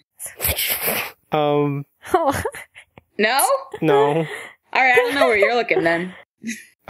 It was when, I can't remember the line exactly, because it was like part of, like the way the line was phrased was part of it was, it's before they send off Takuya and Koji to go fight just by themselves in the last episode. Yeah. And Tommy and Takuya? No, no one guessing it. I've been shipping that for a while, but not anymore, because Takuya's clearly got a boyfriend. I wish I could find the line, because it's like, wait, I can, like, because it's like, Koji says something awkward, and then like, there's an awkward reply in response, and then there's like, physical contact. Okay, here it is. JP and Koji? Yes, that's it. Okay. JP and Koji. So it's when they send them off, and JP says like, oh, we'll be here rooting for you, and it's awkward, and it's weird, and like, whatever. You're literally cheerleaders at this point. But then Koji replies... and they punch each other? No, Koji replies, wow, I'm touched. And then JP says, like, mimics him and says, I'm touched. Touch this. And then, like, fake punches him. And I'm like, okay, this is... And like, but like until it like, because it's pretty zoomed out in first cut when he goes to punch him, and it like he like leans into his face, and it's like in the abstract being like touch this, it like seems like he's leaning in for the kiss, and It's dirty. Wow, touch this. It's totally Touch like this. totally a romance novel kind of thing to say. You've never read a romance novel. Don't even talk to me. Don't Nicholas Sparks books count? His books are like not like. It's not trashy enough. Yeah, like basically was what I was trying to say. Asher has no thoughts on Koji and JP. Not really. That one doesn't get him excited. That one doesn't do it for me. I think JP was leaning in for the kiss, but then saw that Koji wasn't reciprocating and then punched him instead. No. Zoe and Takuya was definitely... Well, Takuya and Zoe. Primarily Takuya. That... What? I mean, you know, like the scene, his... Yeah, his dream idyllic, sequence. Yeah, his dream sequence. My headcanon is that Koji was having the same dream, but like he was with Zoe. Right? No, wait. I mean, that's what I assumed back then, but who knows? Wait. I'm confused because actually you said two things, one by mistake, and I think the one you said by mistake was actually a more interesting thing. So what you corrected yourself to say was that he had the same dream where he was also in Zoe's lap, right? Yes. But by mistake, you said where he was Zoe, which I think was what everyone actually wants. No, I didn't. Ooh, I like that. I said where he was Takuya. I like that. No, I like that. No, by mistake, you started like. So yeah, I think Takuya's head on Koji's lap is what everyone really wants. It's certainly what Takuya wants. Takuya's head on Koji's lap. He doesn't know how to express it yet. Yeah, he's too young. But I was imagining, but it's Koji's dream. Koji doesn't necessarily want that. Nowadays I assume that Koji, like, probably dreamed about his family being happy or something. Boring. Oh. That's wow. Way to bring down Shipping Corner by talking about family. Yeah. What is this? This is Shipping Corner. You're supposed to, even family is supposed to be like, Koichi and Koji. No, not in my Shipping Corner. Wait, what? I don't agree that there's more evidence for Takuya x Koji than Zoe I was hoping with them fighting just the two of them. I was hoping for more bromance, and I didn't really feel much bromance. I think there's just a lot of Takuya being like focused on Koji in these episodes and not so much interaction actually between Zoe and Takuya because they wwere separated for a bunch of episodes. I guess I'll agree with that. I did like in the early episodes when Koji just runs off and is like, I must find Duskman. And then they like don't immediately chase him, and I'm like, you guys, you've missed your opportunity here. Like, don't try to find him. And Takuya's like, I have to go find Koji. Like, why didn't they all go after it? What was the point of having them stay there? I don't know. Jesus. Yeah, I thought I remembered him saying that's because they don't have the higher evolution forms, but no, it doesn't. I think it's really... also just because Patamon is too slow, and Takuya was like, I need to run to catch up with him. Like, yeah, you needed to run like 5 minutes ago. This would be a good plan. Wait, no, actually, I think you're getting timelines mixed up. There's a whole episode in between. Because, like, in the episode... No, I know. In episode 30, Koji, like, fights Duskman for the whole episode while Takuya and Ko are distracted with a... And then they meet up with him, and they're there for, like, 3 minutes, and then he's like, I have to go find Duskman. Yeah, he, like, spaces out for a while. Yeah.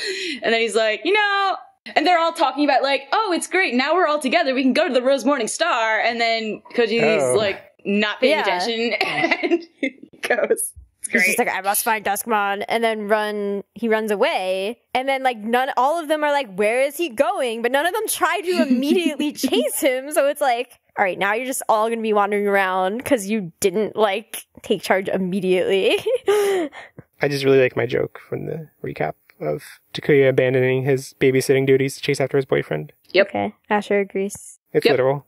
Yep. I guess this is kind of bumming things out from the Shipping Corner, but like the idea of Takuya imagining himself with Zoe, even though we see so few interactions between the two of them, like it literally just seems like, well, she's the girl, so that's the one I want. Like, or I mean, it's not what I mean. I'm not actually implying that, like, in the show, he should have expressed gay feelings to have desired him to be with someone else. But I guess I'm just frustrated that, like, there is a girl around. And even though we didn't see it, we didn't see Koji imagining himself also sitting on Zoe's lap, whatever. Not sitting on her lap. His head in his... That would be a little different. But and we've so often seen JP fantasize with a future with Zoe or whatever.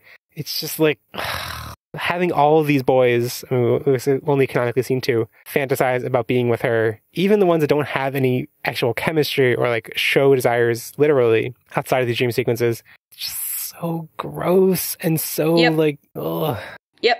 Yep. I mean, at this point, I would argue that she does have the most chemistry with JP. She's always left with him. Like, I know. They have a weird, like, we gotta take care of everybody. We're the mom and dad thing going on. It's weird. Like... It's weird.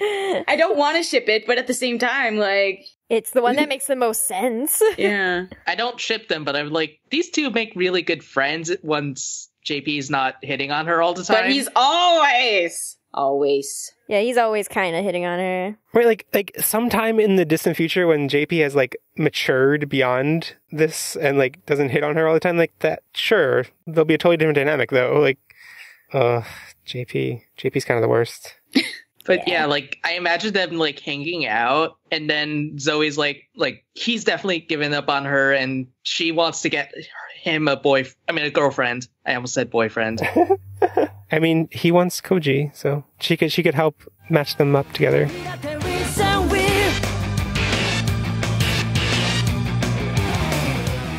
Unanswered questions. So are Trailmon invincible? We always say why at the beginning of every thing. Every time we do unanswered questions. Why was this so boring? Also, are the Trailmon invincible? Yeah, the life cycle of the Trailmon I don't know how that's supposed to work. Like, Cherubimon threw he derailed Angler, then threw him, but it was comical because he said something in German as he was flying away. So, like, to me, I'm just like, yeah, he's probably fine. We wouldn't want that to be his last words. Auf Wiedersehen. Yeah. I can't speak German. Auf Wiedersehen. I loved that Hulu did not know what to do with his German. It's true. It was like German accent. German. Sometimes it would get it. Other times it would be like, I don't know German. I guess that could explain the, like, because I'm pretty sure we had that, like, protracted debate in the, not last episode, the episode before that, about which Trailmon had a voice that one of us read as being coded as gay, or stereotypically. No, it wasn't this one, though, it wasn't I swear. This one? That was really Mole. don't think it was not Angler. It was not Angler. What about Mole? I don't remember. What about Worm? What about Dark? What about... It was not Dark. See, also, Jeffrey, now we're never gonna know. We can rewatch that episode. No. I find it frustrating that all the Trailmon are like Trailmon parenthesis blank and parenthesis, except for Dark Trailmon, which is just Dark Trailmon. What does Dark Trailmon do? What's he doing? He's just chilling at the station to take people back when they go on an emotional crisis.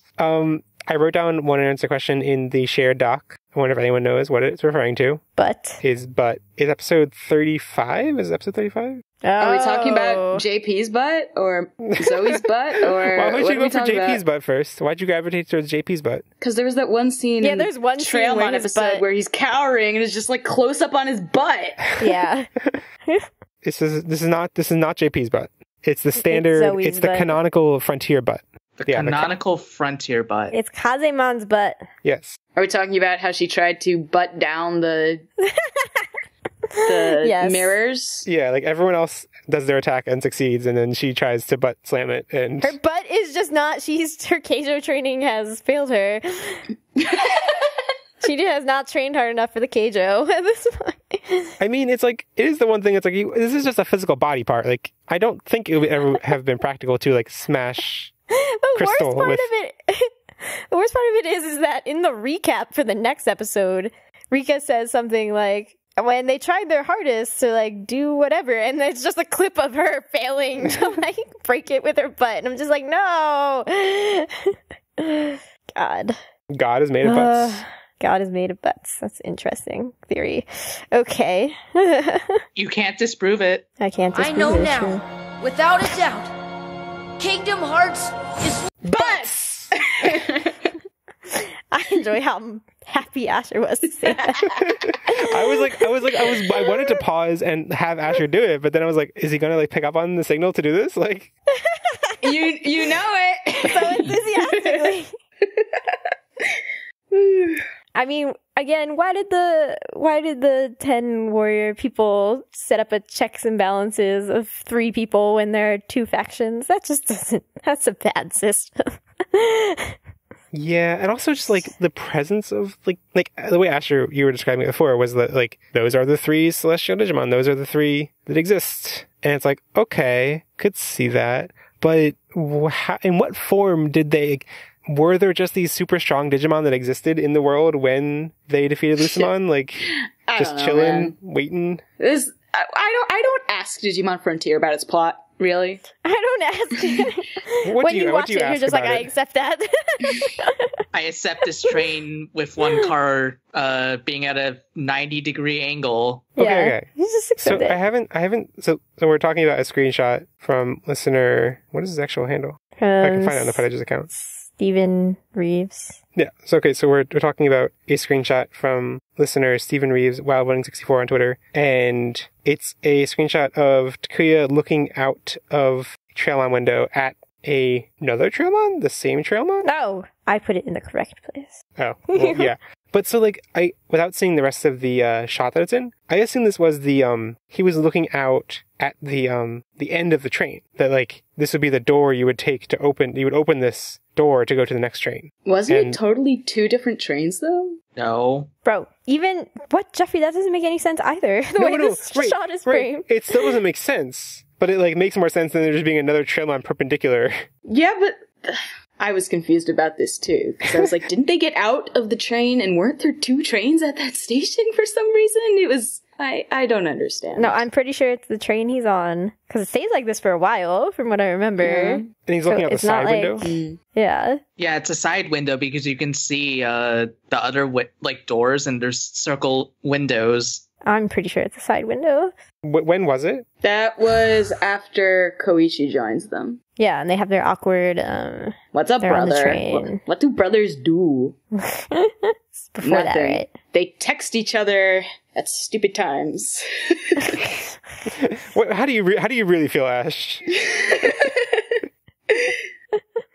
It's just very strange when Andrew calls me. He never calls, and then he does, and it's like, who's dead?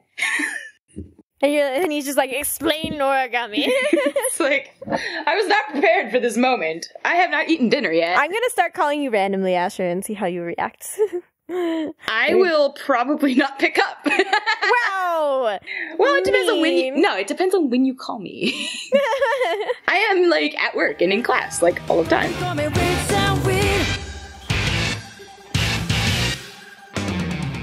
Ridiculous dialogue draft, baby! Before we each go around and pick our funniest, most ridiculous, or most touching line from the episode, we're only picking one because these episodes are boring as hell. My pick is from episode 32, and what happens in episode 32? Is it when they're like searching for Koji? They're searching for Koji, right? Episode 32 is... Yes. Yeah, okay. So, and it's when they're like, it's when they don't know where to search for Koji. It's the people who aren't with Koji. It's like, Takuya went off to search for Koji too, and then the cheerleaders are left with Patamon, and Patamon's like, light boy, whatever. And also says, like, and a bunch of other stuff says, Come see Koji! Follow me to Koji, see? Well, it rhymes, but the syntax is dreadful. Wow. Okay, mine is from episode 30. It is in the first clear thing of what is happening to Koichi with Cherubimon. Cherubimon says, You have my attention, boy. The darkness in your heart drew me straight to you. Your loneliness and sadness, your angry soul. It's like honey to me.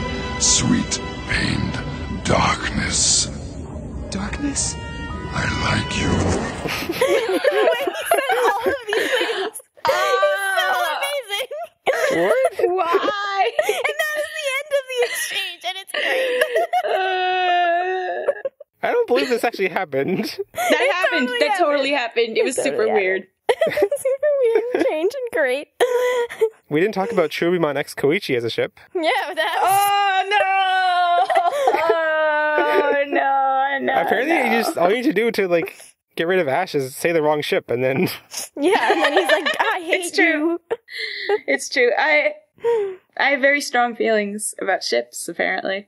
No. All right, But what's my your turn? ridiculous dialogue? I don't remember what episode this was in because my notes are just dead. But it's the episode where they're awkward on the train, which I think is like 35 or something. And JP says the atmosphere is obviously really tense, and JP says, "Come on, people, why don't you lighten up here?"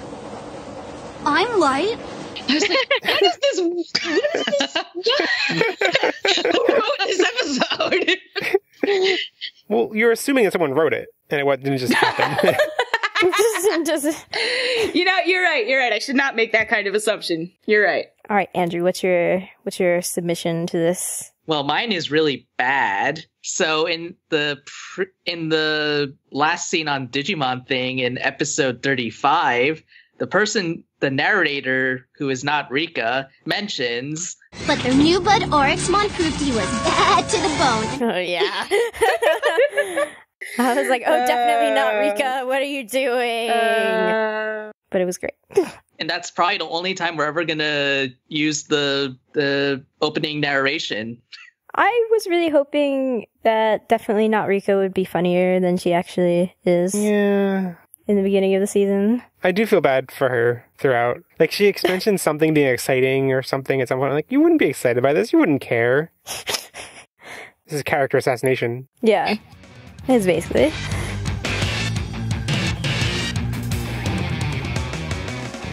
It is time for our penultimate segment. Terminal Judgment!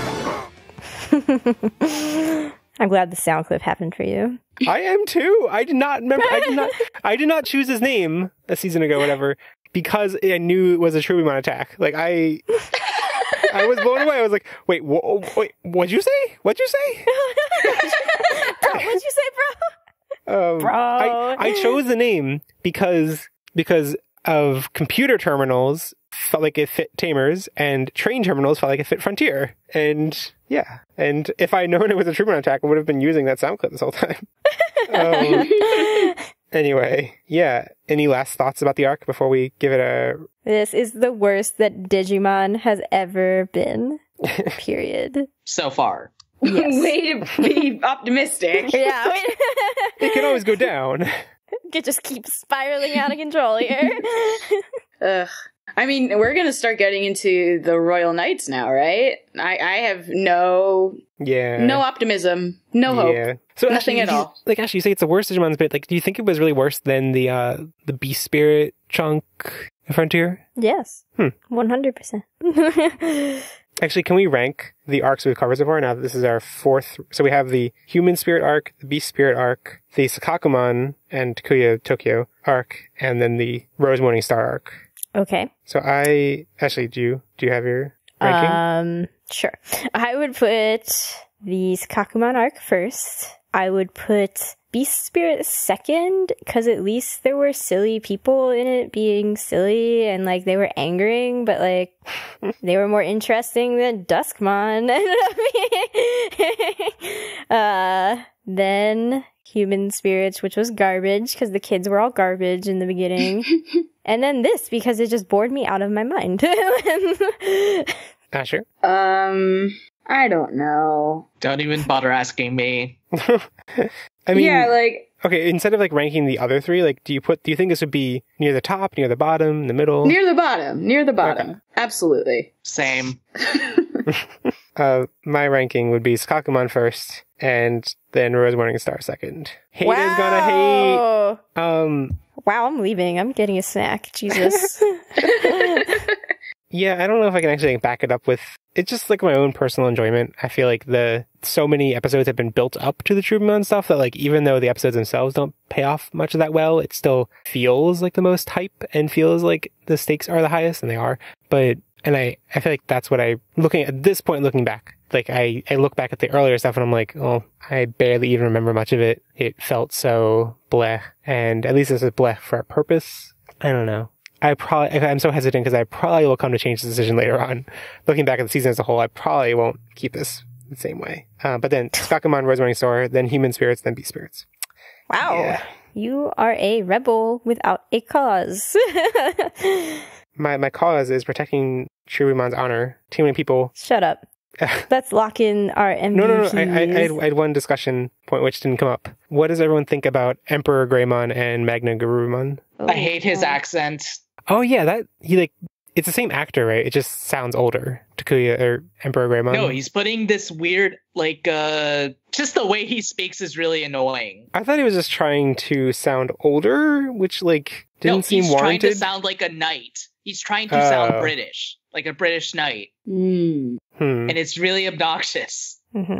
I like his design far better than Altamon. That's definitely true. Magna, whatever. No, I could do without him. Yeah, Magna Garurumon's design. I think he's fine in the abstract, but then whenever they zoom in and show just his face, him in his face is weird looking. Also, without his armor on, he looks way more Kendo than Kendo Garuru. Well, Lobomon had the Kendo attack. I don't know. A side thing related to them. I really digged the animation of their evolution sequence where all the different spirits are flying in around. And honestly, that's out of all the ones in Frontier, that's my favorite. But it also has to do with the song that plays in the Japanese version.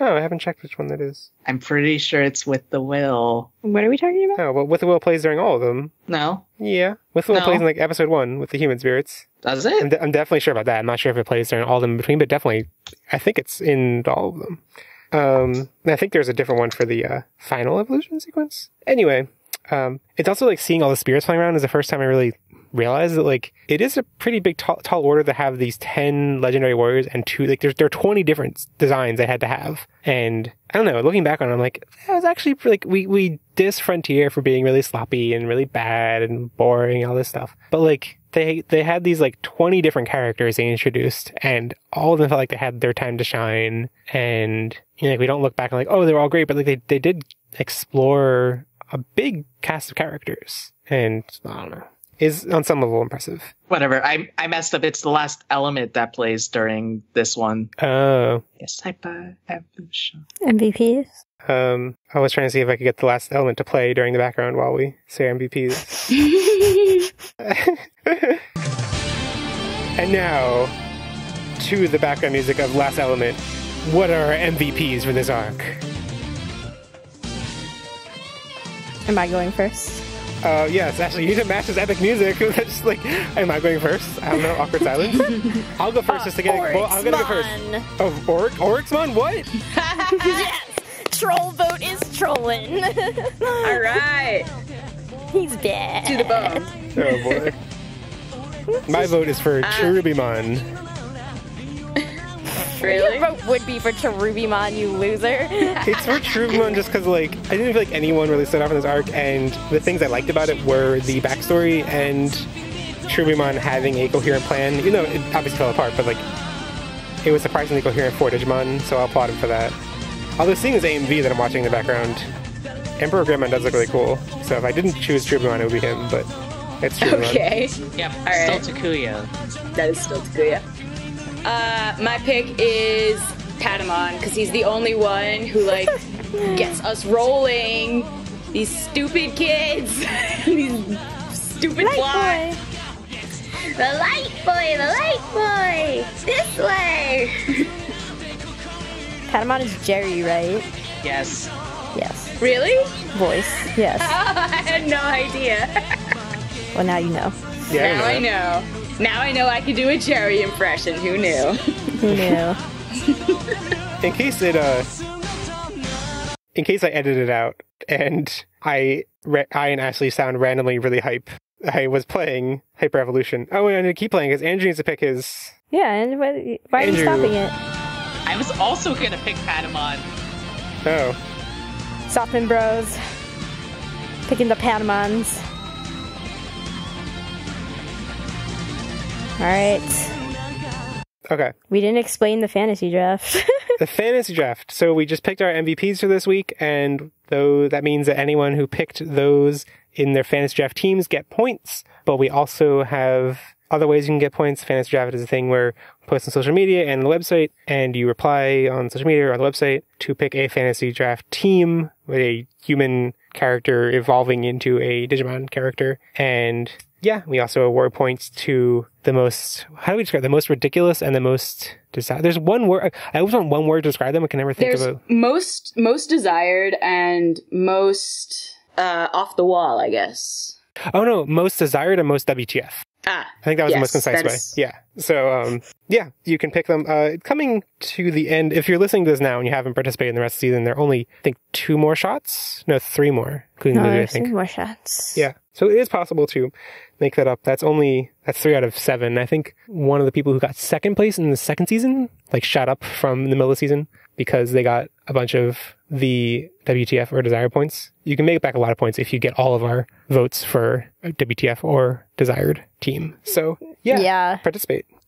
Plus, if multiple of us have, like, there was times last season where we all picked the same favorite, right. so then you could get 4 points off that, and then if you also monopolize the other things, it was like, all right, yeah, you could get a jillion points. Like, yeah, I think in a recent round, as the time of recording this, there was someone, like a bunch of people got points for Tommy because no one expected Tommy to be picked, and then we did, like 2 of us picked Tommy, and then yeah. And yeah, by the time you're listening to this, we mostly post them on social media, and you can reply on social media really easily. But if you don't use social media, or if you want to, like submit your pick for the next episode now, not without waiting for social media, we always on the sidebar of the website we'll have saying when the next episode is predicted to come out, and there'll always be a link to submit your fantasy draft right there. So you can always do that instead of waiting for social media. So do that. And now it is time. Did you all catch when Cherubimon said recommendation articulation? It was great. No. I was like, wow, you totally confirmed my pick of a title. Yeah. No, I'm sure. No one said that. Ashley, you want to start off? Sure. 1 minute? I recommend that you read the books and short stories and cultural criticism written by Roxane Gay because she's great. And Jeffrey, stop changing everybody's thing to Breath of the Wild. I retained half of Roxane Gay. I changed it to Breath of the Gay. I needed that. Now I don't remember what I was going to recommend, Jeff. It was Alice is Not Dead. Yes, I know.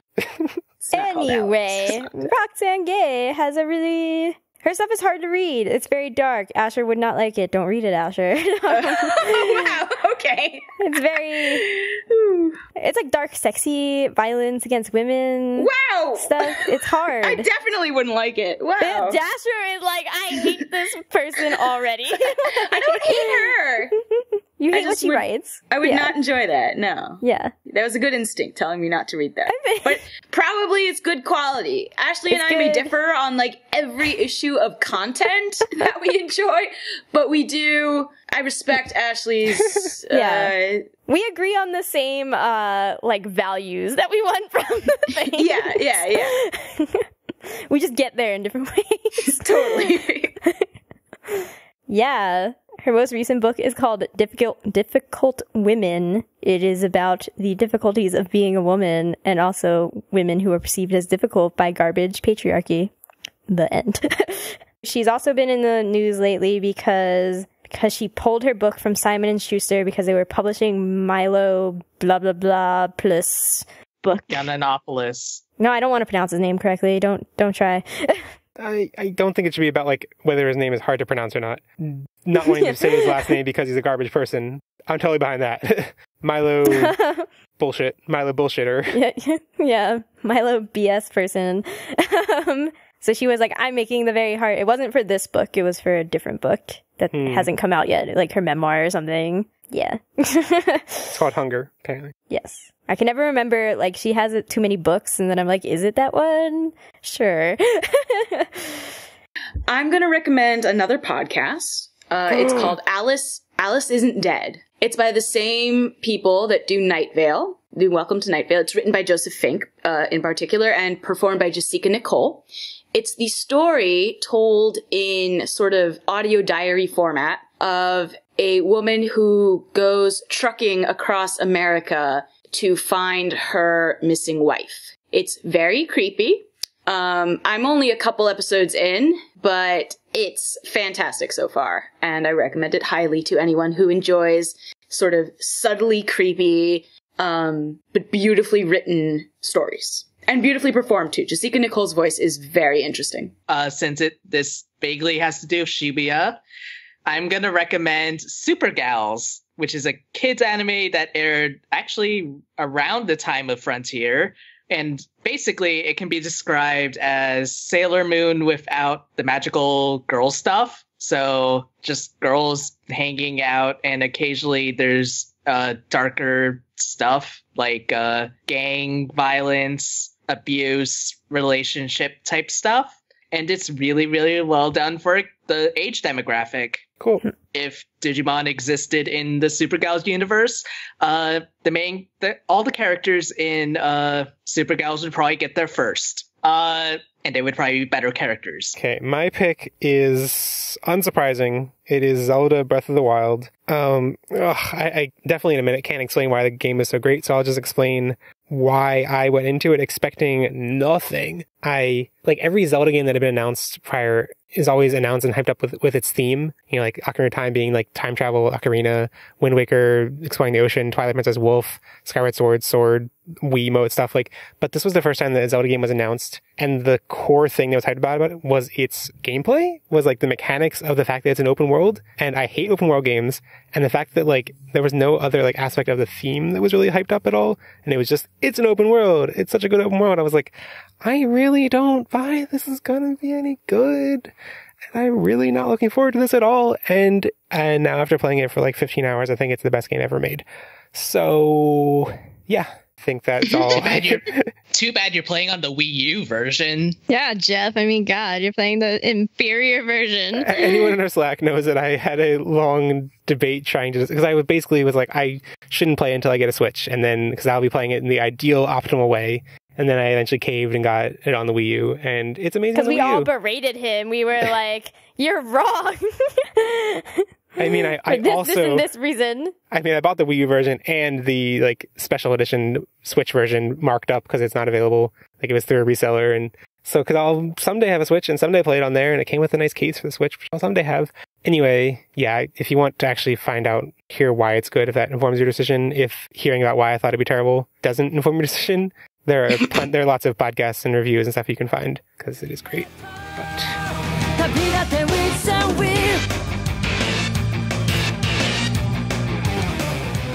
You can find the full show notes and comment thread for this episode at podigious.com/404.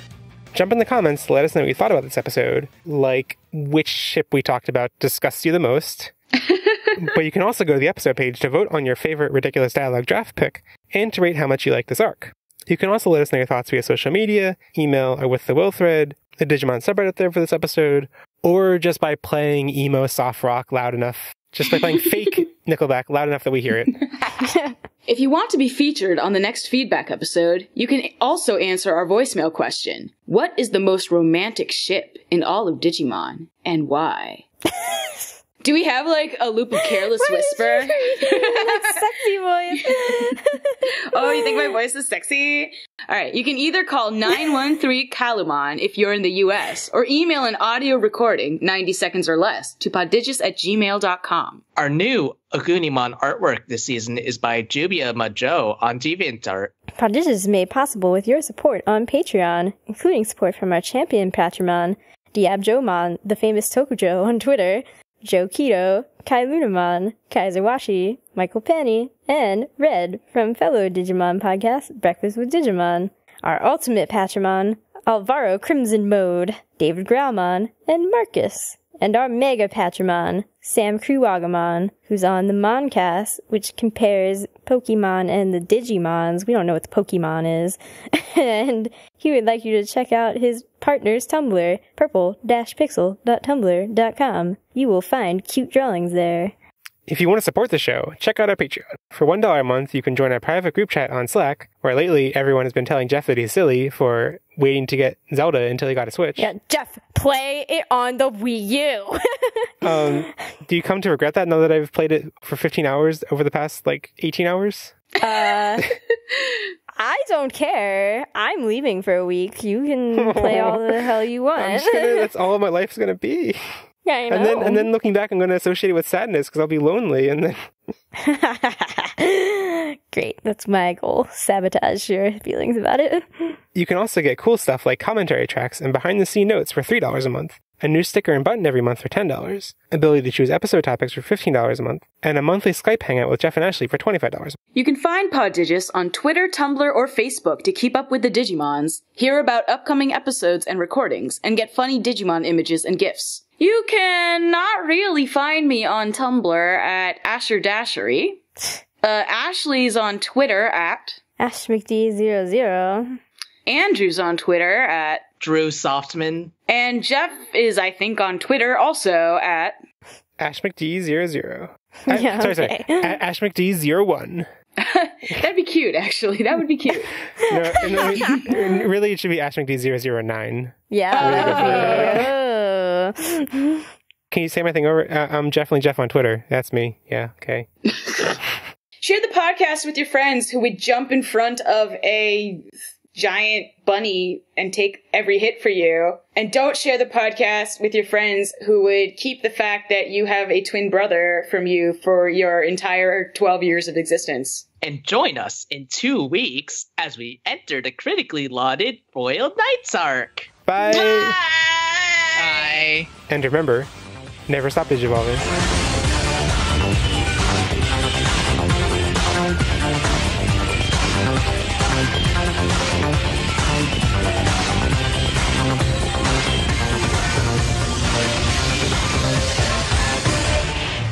Shalom, alechem, shalom. That's no. You're mixing up Hava Nagila and Shalom Aleichem. Those are totally different. Hava Nagila is for weddings and not for Shabbat. Although I guess you could. Hi, Ashley. Hi. Although I will say Chag Purim Sameach. It's Purim. Andrew, are you there?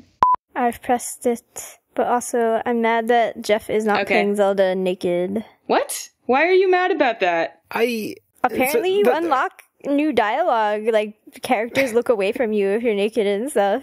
Oh, you mean if Link is naked? Yeah, not Jeff. I was really confused, Ashley. That's my style. I like to watch Jeff play video games. I'm glad that's going to be the first thing on this recording. I'm glad we started recording and that was what you said. You're welcome. The Shinkansen can only run up to 200 miles per hour. What if there were a sequel to Speed on a Shinkansen? It would be over in like 10 minutes. But like, how far I wonder how far the Shinkansen can go before it has to stop. Ooh, I want this to be made. Japan, are you listening? Japan, if you're listening, make what's a good pun? What are the other Speed movies? They must have subtitles. They have pun subtitles. There's only 2. I thought there are 2 sequels, right? No, there's only 2 movies. No. There's Speed, and then there's Speed 2 Cruise Control. There's no Speed 3? No. There isn't. Interesting. Okay, so it's just Cruise Control. Speed 3, there is no Speed 3. No, I'm designing Speed 3 right now. Hold on, I need to look up an idiom dictionary. Okay, Speed 3, bite the bullet train. Come on, Japan, you can do it now. Jeff, please do not go to Hollywood.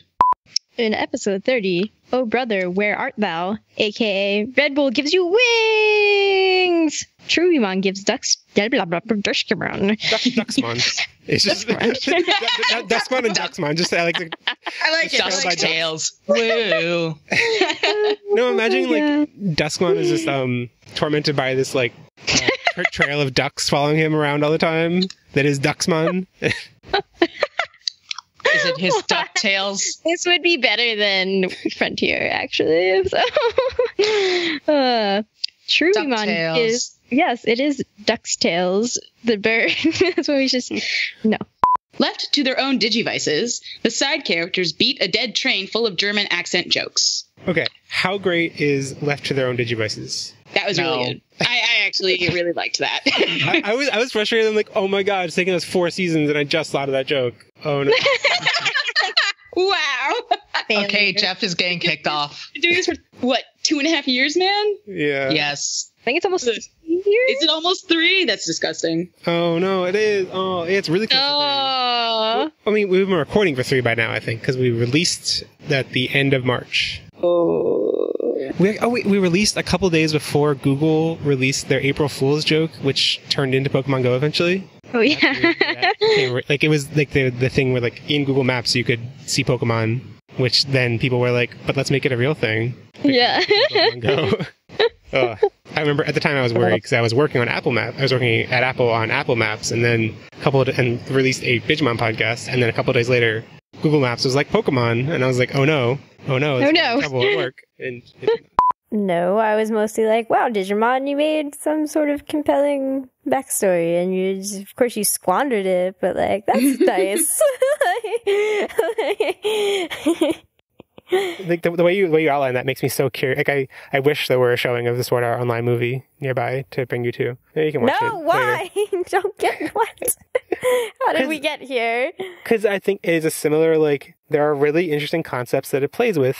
It doesn't pay them off super well in the end, but that's what Sword Art Online is good at, and I just don't have time for that. I think that's all we got. Yes. Oh, the Patreon topic. Yes. Are you saying it in Cherubimon voice? No. You're saying a weird voice. Yes. Yes. Yes. I don't even know what I'm doing. Yes. Gollum, thanks. They're all digital constructs in a digital world, so you can write off everything. We are living in a digital world, and I am a digital girl. No. I don't know how to salvage a podcast where Barbie songs come up. That was not Barbie Girl. Do not. That was Material Girl by Madonna. You get the hell out of here. Okay. And like, was there a like parody cover of Material Girl made about Barbie Girl? Am I confused? No. They're different songs. They're just different songs. My point still remains, though. No. Not real brothers. Just that's why he thinks about fictional brothers, to not have to think about his real brother. Yeah. Cool story, bro. Right. Actually, I love you, Andrew. The fact that you called me yesterday to tell your friend to watch Noragami meant a lot to me. I didn't know how to explain it. What? Andrew just called me out of the blue like 6 o'clock yesterday. Like, here, talk about Noragami. And I was like, who am I talking to? Who are you giving line to? You did not set me up for success, Andrew. Good. But I think he sounded into it. Oh boy. All right. No, but I would be the Black Knight from Monty Python and the Holy Grail, but Duskmon. The one like only has one leg or something? 'Tis only a flesh wound. I don't know anything. I should show you Monty Python at some point. What? 'Tis only a flesh wound. Yes. I'll bite your legs off. Yes. What? Was that in Monty Python? No, yes wasn't, but I'll bite your legs off was. Oh, okay. I thought that was like a brotherly like thing you would threaten as kids. I'll bite your legs off. No. That sounds plausible. First of all, we never fought. What? Because I am way stronger than him, and he would lose.